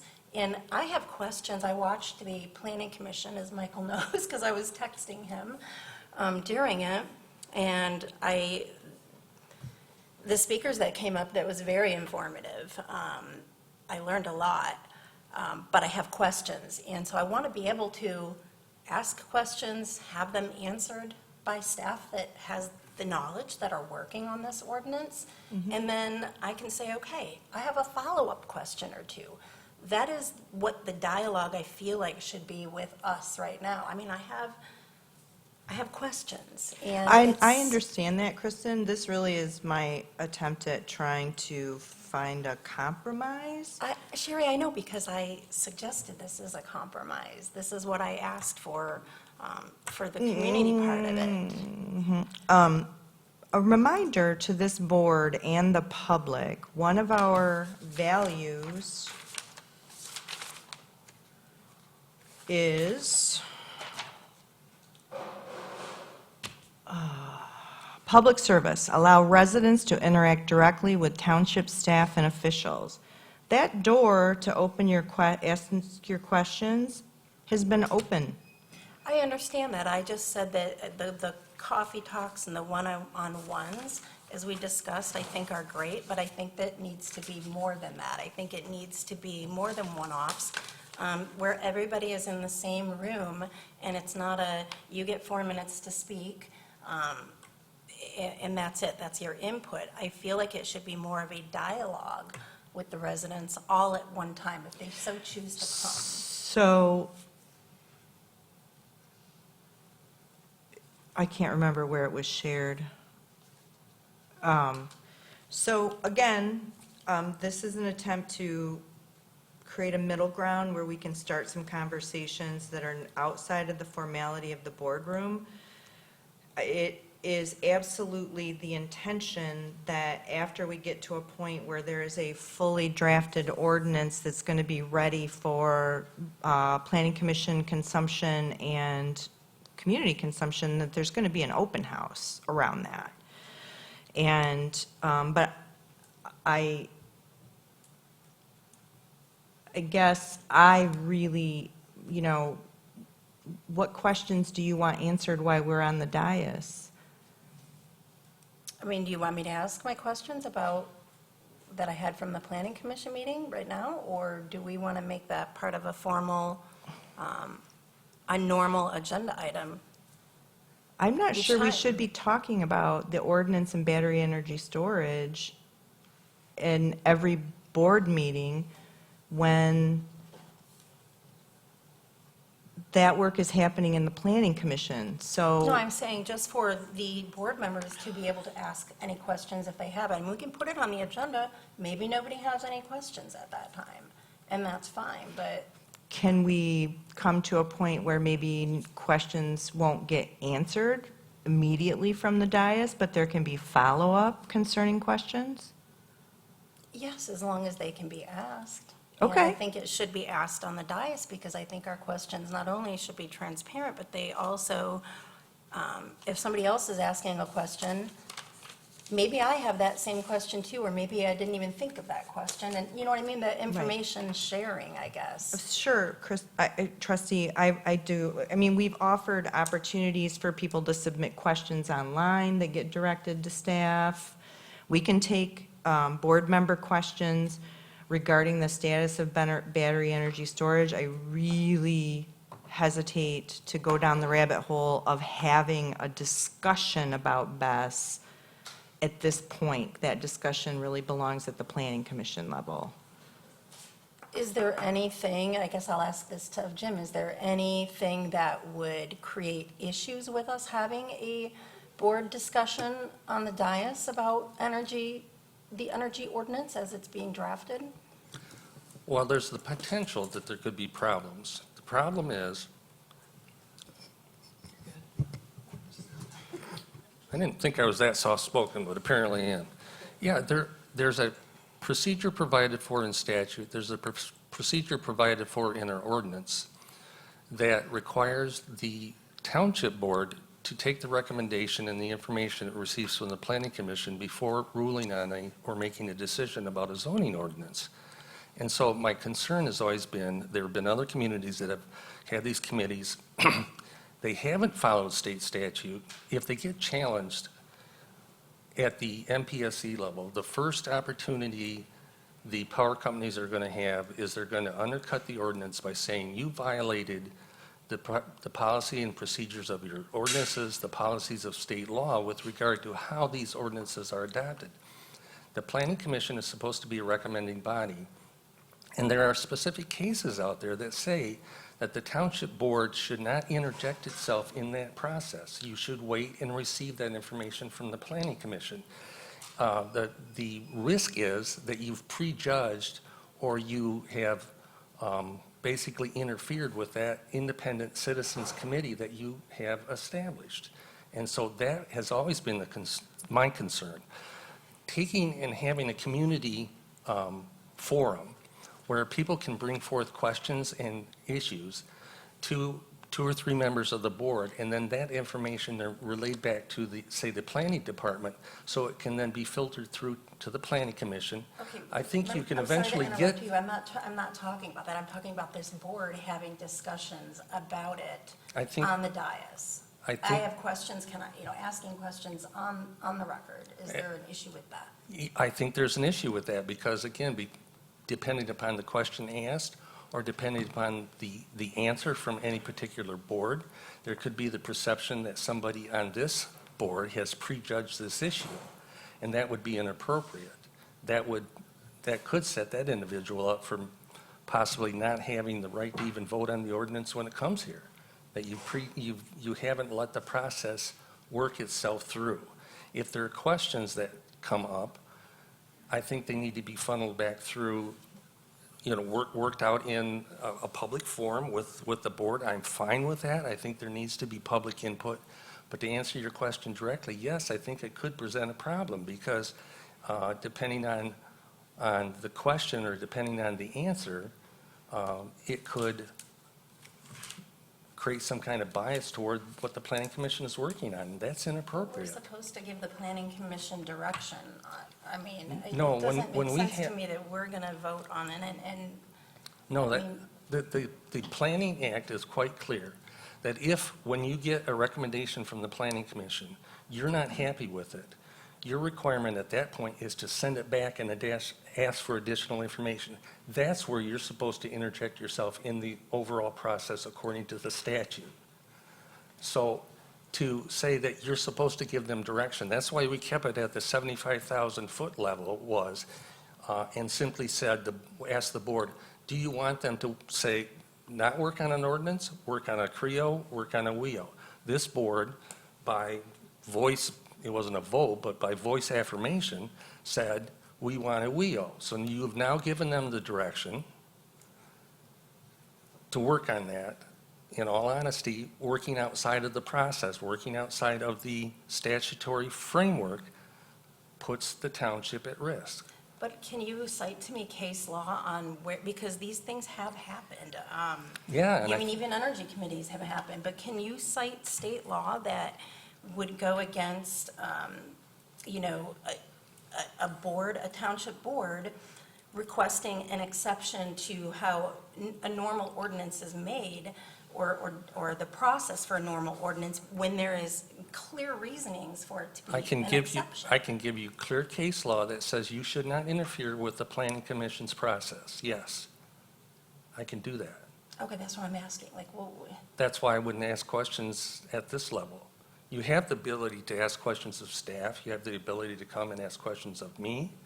When you put it into the public forum and you start making that part of the public process that deviates from what the state has dictated for how zoning ordinances should be established, I think there is the potential for causing interference. There's at least one community in this county that established an advisory committee, put an inordinate number of township board members on that committee, and then direct the planning commission to adopt that. That is totally in violation of state law. that is totally inconsistent with the planning process. And if I were to attack that community at the MPSC, the first thing I would do is cut their ordinance down like dried grass. That's, Is there, and I'm not trying to be argumentative, again, I have questions. Is there a difference between a board having Q&A on the record and just asking the question versus actually giving their opinion on the matter? depends on whether you're demanding answers, or it depends on whether the questions that are posed presuppose an answer or would bias the planning commission members or your planning staff, depending on how the question is phrased. I don't know how else to say it. It's a bad idea. And this board as a whole, I haven't seen support for that. I do support public input, and there's a way to do it, and that's what your supervisor is suggesting. Yes, I And then know you're trying to that's what steer it I've in a asked different for. direction. No, there were two separate things. There were two separate things. The community engagement piece and then also the That's a great the idea. board Q&A. Board questions at this level, because it could bias or impact the planning commission's independence, I would object to that from a legal standpoint. I think it's improper. So if we are doing a community engagement, sorry, last question, I think. If we're doing a community engagement, would we then not want to necessarily publicize it? I don't think They there's a wouldn't be problem. public, I don't think we're not going to notice them or make them public meetings, but will we advertise them? For Yeah. sure. No, that's what I mean, but I'm saying, It so wouldn't- that if we ended up in litigation, let's say before the MPSC. It would not be Of course, they part could pull of- recordings and whatnot, so we would not want to even record You could that. record it, it simply is not, Or have it it's be not part an of the- official body of the board, it's Right. not an official body of the planning commission, it will not be part of the public record. Can it be part of public dialogue? Absolutely, I mean, the people that are impacted by this, my gosh, yeah, they need a voice. I have never said we didn't want a public voice. I'm just trying to keep a very tight control of the public record that I will bet you, as my dad would say, dollars to donuts, that we will end up at the MPSC. My job, one focus of my job, is to make sure that when that happens, and I will say, I don't think there's any question, because I think what the planning commission has been tasked with is drafting a strong ordinance that will likely not be accepted by an energy company. If that happens, I want to go in front of the MPSC with the strongest ordinance we have, with the strongest record we can possibly have, with absolutely no flaws in the record, because the sole job of this board is to protect the people out there. And that's why I'm fighting so hard to protect that public record. Okay. But not to have public input, no, I don't. Okay, and first of all, thank you for explaining that in such detail, because again, and I'm not trying to be argumentative, I'm sincerely asking, and yes, you had said that before, as far as, thinking that this would create an issue if we were before that MPSC for litigation. But now that you've fully explained it, and yes, I did a little research myself, of course, but I understand that now.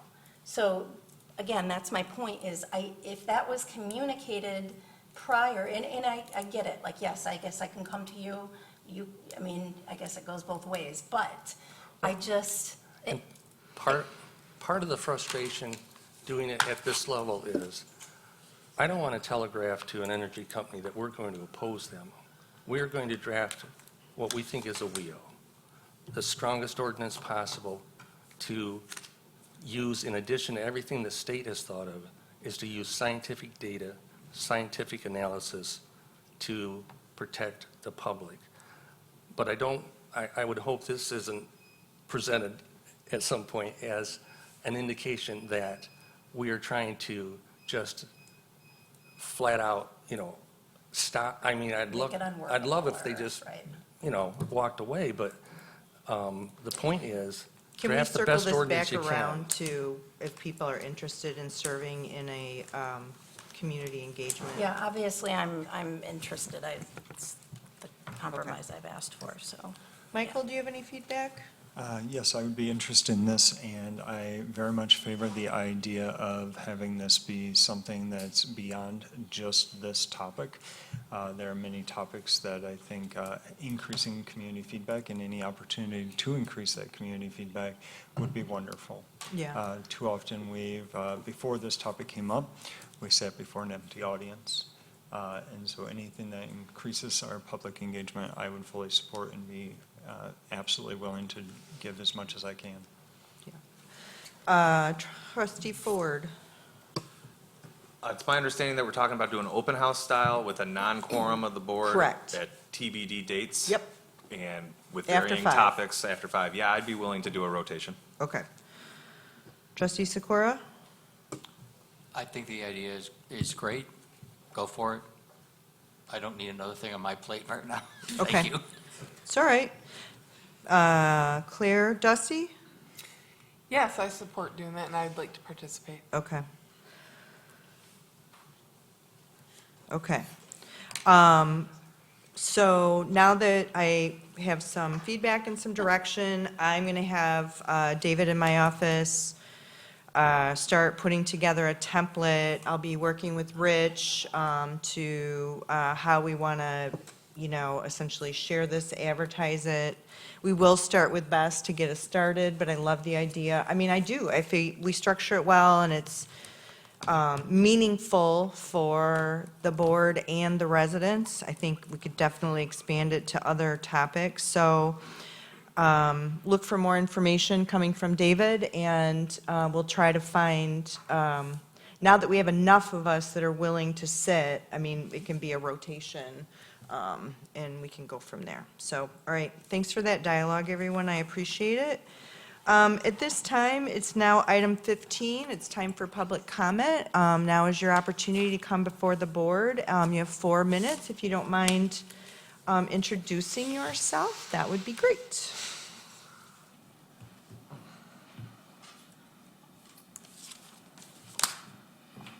I'm Bruce Gothi. I live on M Avenue.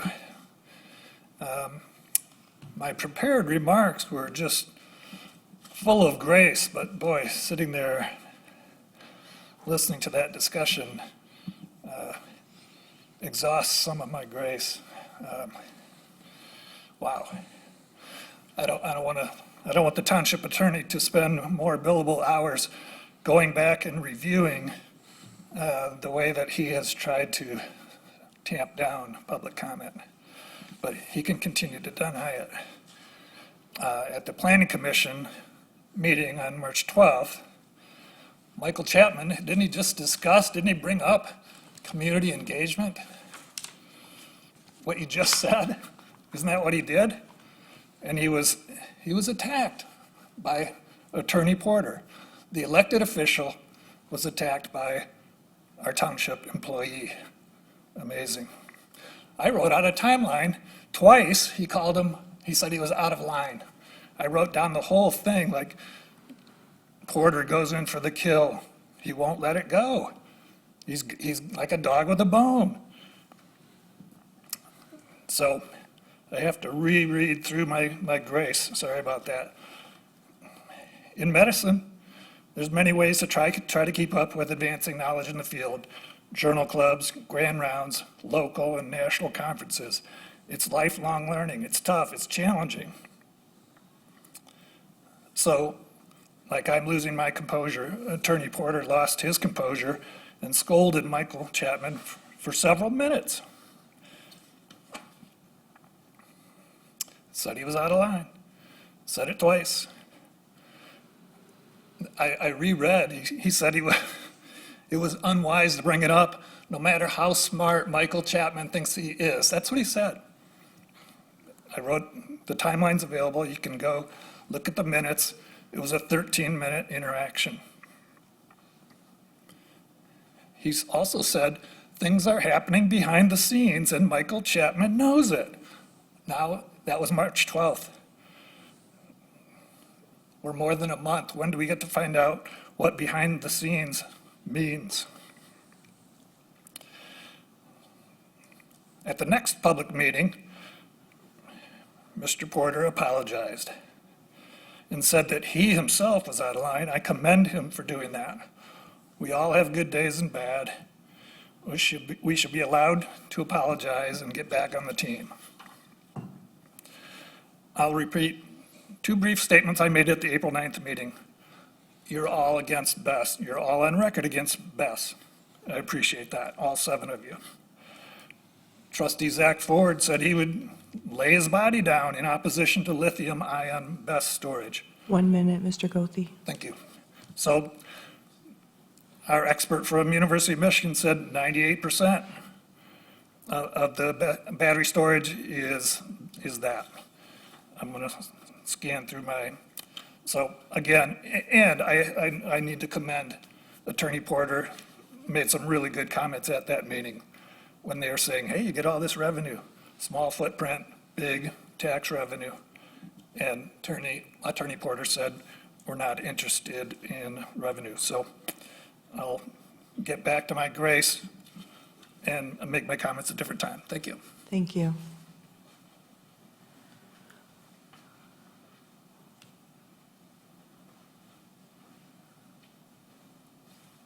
Hi, Mr. Morrison. Good evening, I'm Rob Morrison, and I'm a Washimo resident. I've addressed this group before about the BESS issue and having community engagement, so I appreciate this conversation. It was enlightening for me, and I really appreciated the last week's Planning Commission meeting because we had speakers that came in and walked us through how PA 233 works. And I know a lot of us didn't really like some of what we were hearing, but that is a state law, and we have to be aware of that. I know that you have fiscal and legal responsibilities as a board that you also have to pay attention to, regardless of how you feel. And I think this is sort of the crux for me is that I've always felt we've needed some sort of community engagement on these issues, and others as well. And I talked to Representative Long John at his last community meeting, and I was trying to press him to see if he would have a countywide or district-wide, open house or something on community conversation on BESS or energy. And he said he was interested, but he didn't give me a guarantee on anything. He's going to have one, I think, on healthcare, which is, I think, another important issue. So to me, this is where I've seen communication and other issues come up, is that there are a lot of people, residents, who are really have done the research and found that right now that lithium batteries and right now the way BESS facilities operate is really, wouldn't be a benefit at all to the community. In fact, it would be probably disastrous. And there are also data centers and other things out there too. So I think having these community forums where we can engage, have a conversation, and also ask questions and try and find out more, get educated. Now, I understand that the Planning Commission is planning this, and that's great. But to me, the idea was never that we're going to do the Planning Commission's work at these meetings. This is about getting the community involved, because there are a lot of people who have really taken this issue to heart and have done some research, done some really incredible research, and have information to share, and I learned from that. Also, learning from the state representatives was very, very interesting. I've attended a couple of sessions now on PA 233, and each time I come away with some different questions. This is very complicated, but it's all bound into one energy system that is going to affect us in many different ways. So I really appreciate hearing your conversation. I really like your ideas. I think Trustee Cole really has sort of nailed it, that we want to have a dialogue. We're not trying to do committee work separately, and that's interesting that there's case law on this, because I'd like to take a look at that too. Because this is really, to me, I can boil it down to the First Amendment. We have a First Amendment right to think and talk as we see fit, as long as we don't, threaten people, which is never a good thing to do. And so that's where I see these community meetings going. On this issue, energy is a huge one, but there are others as well. The state is, I know that Representative Long John came and talked here about what's going on. 1 minute, Mr. Thanks. Morrison. But there's a large deficit this year. There are a lot of expenses, and the federal government is not helping. And then there's one political party that is pushing to actually make huge, significant cuts. So I don't think this is going to be that great a session coming up. I can see some real problems with it. And so I think I'd rather be proactive and as a community talk about this and what are our values, what do we want to do about this? Because PA 233 is really hard. And I know that when it comes time for a public hearing on the specific ordinance, you're probably going to hear, and the Plan Commission will hear suggestions for the language in there that a developer or PA 233 would not like. I don't see how that's not going to happen at this point. But that's part of the process too, is getting that community input. So I don't see this community conversation interfering with that process at all. And so I think that's something, if we're all clear on, let's get to it. I'd love to participate, and I can't wait until we start doing that, and also other issues as well. There's a lot out there, and I know it's a lot to talk about in spending evenings. So thank you very much. Thank you. Anyone else wishing to make public comment? Oops, hold on just a second. Hi. I'm I didn't Danita. want to steal any of your time, so I had to reset. I'm Danita Welcome. DeBrian. I wasn't really planning on saying anything tonight, but at our last meeting, at the Planning Commission meeting, when all the people were here giving information, I made a speech. And there were reporters here, and they took part of what I said and put it in articles, and I've had people call me from Kansas saying, I saw your name, high school friends in Iowa saying, I've seen your name.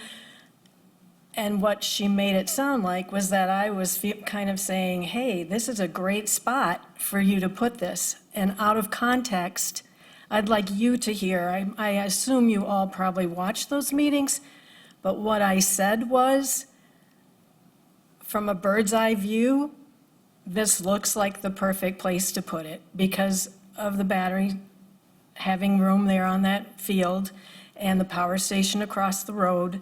It looks perfect, but what you don't see is the neighborhood across the road with 150 homes that can't say anything about this because they're in Almena Township.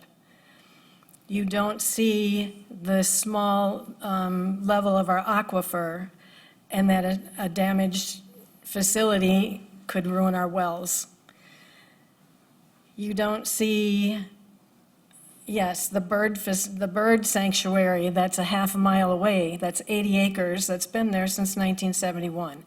That's the one thing she did remember to put in her statement in that newspaper article. So that is important. But you also don't see the two farms that are right next to it that are organic farms that need to not have interruption with light and noise. They need pollinators to live there, to make their vegetables grow. You don't see that on a bird's eye view of that site. I think I had a couple other points too that I don't remember. I wasn't planning on talking, but I just wanted you to understand, if you read that article and it looked like I was saying, hey, this is a great place to go, that's not what I meant, and that's not what was meant to be inferred by that. So I appreciate your conversation tonight, and I appreciate the idea that we can all just talk together and confer with each other. And I really appreciate the feeling that I got tonight that we're going to fight this together all the way to the MPSC if we have to. I really thank you for that. Thank you. Thank you. Anyone else wishing to make public comment? Ms. Lundgren?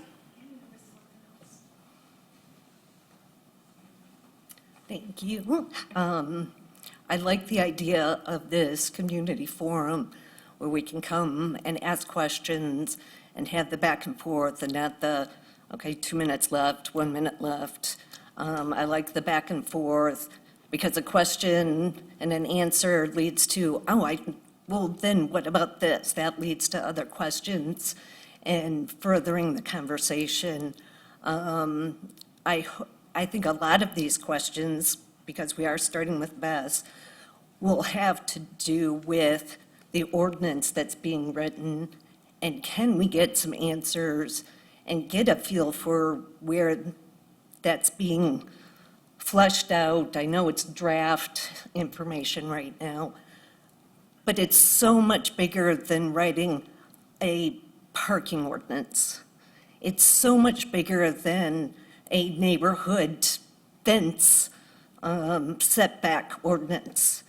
And this is so important to our homes and our property, and I hope we can get more than just superficial answers. Thank you. Thank you. Anyone else wishing to make public comment? Okay, at this time, I will close public comment, and we will move to board member comments and committee updates. Mr. Ford. I am working on a project on my own time, looking at our non-motorized path regulations. And I want to bring a memo to this board at some point, maybe hand over to Jody, just to see if we can't better define mobility types that are or are not allowed on our non-motorized paths. Right now, it's very binary, but personal mobility, e-mobility has really changed in the last several years, and I'd like to make sure we have some consistency on the rules of the road. So I'm working with my little AI assistant and kind of triangulating where the overlapping pieces are in our code right now governing non-roadways. But anyway, just something to pay attention to. I'll probably touch base with Jody and maybe bring to you guys at some point so we can think about that. Well, you can put it on the topics for board discussion. There we go. Trustee Sikora? Yes, thank you. Since our last board meeting on March 31st, I attended the joint board meeting here. There's always a lot to hear about things happening in our township. I find them to be very helpful and I found them to be very helpful when I wasn't sitting up here on this board. And maybe others don't understand the function of the meeting or aren't encouraged enough to attend. Might be helpful to ask members why they are not in attendance of our boards at those meetings, at those joint meetings, since they're scheduled well in advance, because I think they're very valuable. On on Friday, October 3rd, I attended the community coffee hosted by State Representative Matt Longjohn. April? Gosh, did I say it again? Sorry. April, thank you. You're welcome. I'm thinking in the future. Anyway, on Friday, April 3rd, I attended the community coffee hosted by State Representative Matt Longjohn. It was held here in the meeting room. These are always informative and useful, and coffee and donuts are provided. So the next one here will be in July, because they're every 3 months. On Tuesday, April 7th, I attended the Road Commission meeting and the subsequent joint meeting of our Township Board and the Road Commission, and I look forward to hearing about progress made due to those discussions. And last Friday, we met with the landscape designer to review the draft plan for the flagpole project that's going to be out here.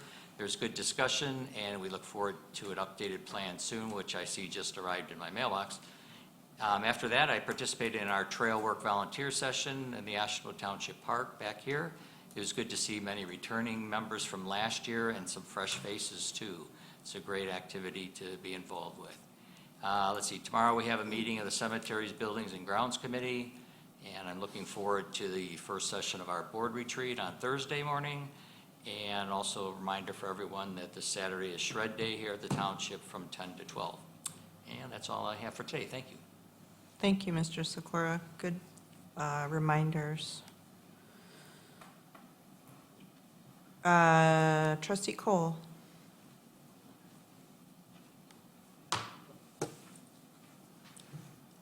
I will refrain from further public comment, thank you. Okay. Trustee Chapman? Planning Commission had a informative meeting, I believe all of you are aware of. We had the MPSC. We also had individuals from Eagle and from the University of Michigan who provided a very informative meeting that I think would behoove everybody to watch. I think it was done without bias, and I think it was very informative.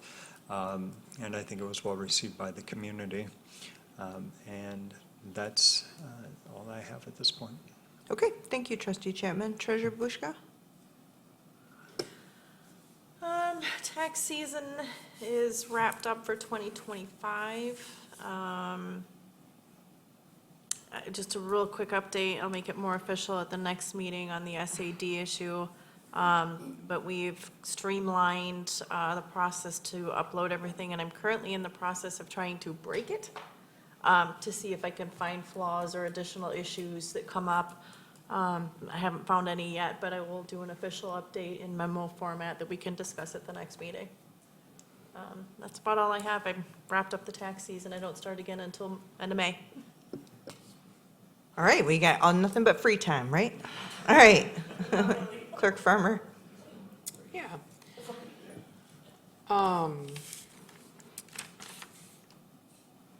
As you know, I sit on the Central County Transit Authority and the Kalamazoo County Transit Authority. And as Commissioner Dale DeLue mentioned earlier, we had some new board members on the CCTA specifically, 3 new board members, which is good. That was hung up at the county commission for some reason for a long period of time, and it always is. But for somehow they became really efficient, and we got all 3 at once. Also, the CCTA accepted their financial audit for 2025, and it is unmodified, which is a good result.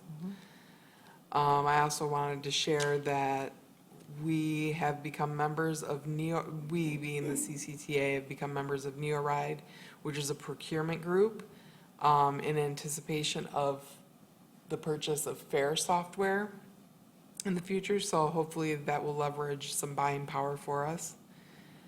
And then the last thing for transit, we finally broke 10,000 rides for the month of February, or month of March, which is a big deal. We would have done February, but it's a short month, so we weren't able to get to 10,000. But that's the first time it's broken 10,000 rides since its inception a couple of years ago, so it's going very well. If you have not had the opportunity to use the MetroLink service, I encourage anyone, especially here in Oshtemo. We're on the west side, the west region.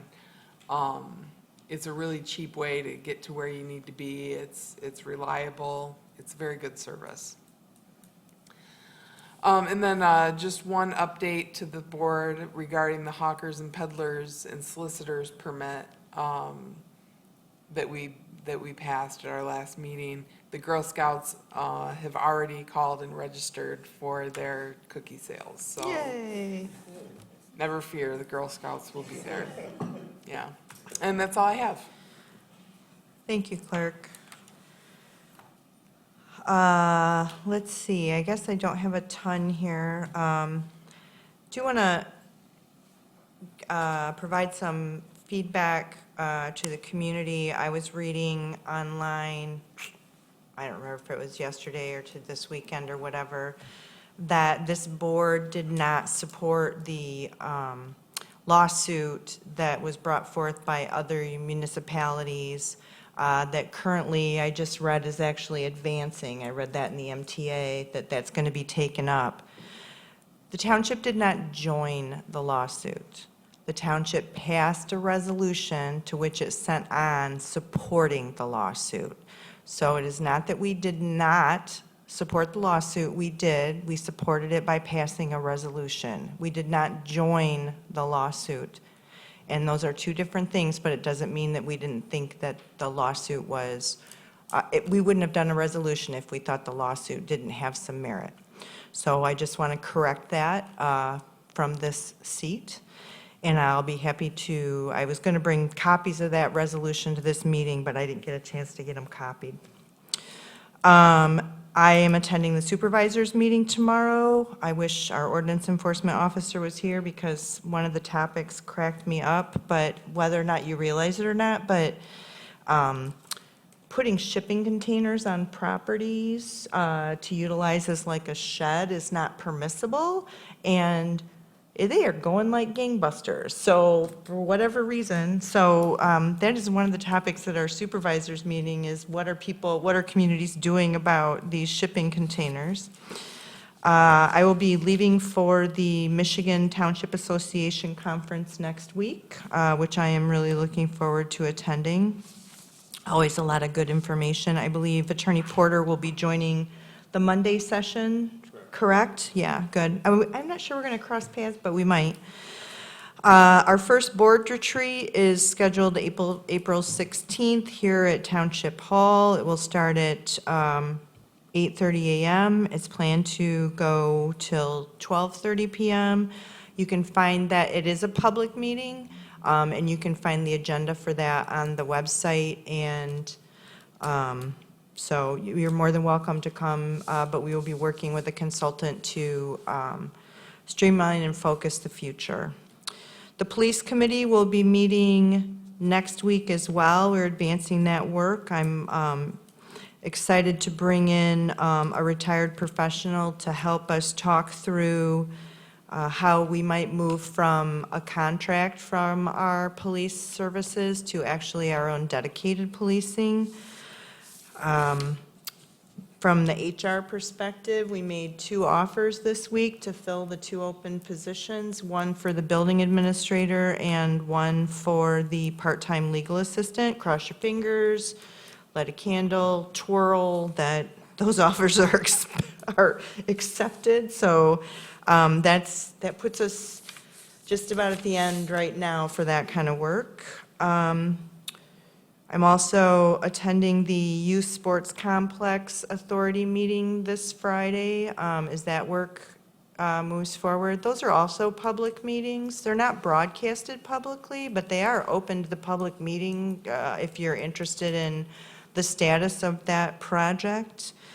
And then in consultation with, and then lastly, just more of an update for the board, public, in consultation with the planning director and the township attorney,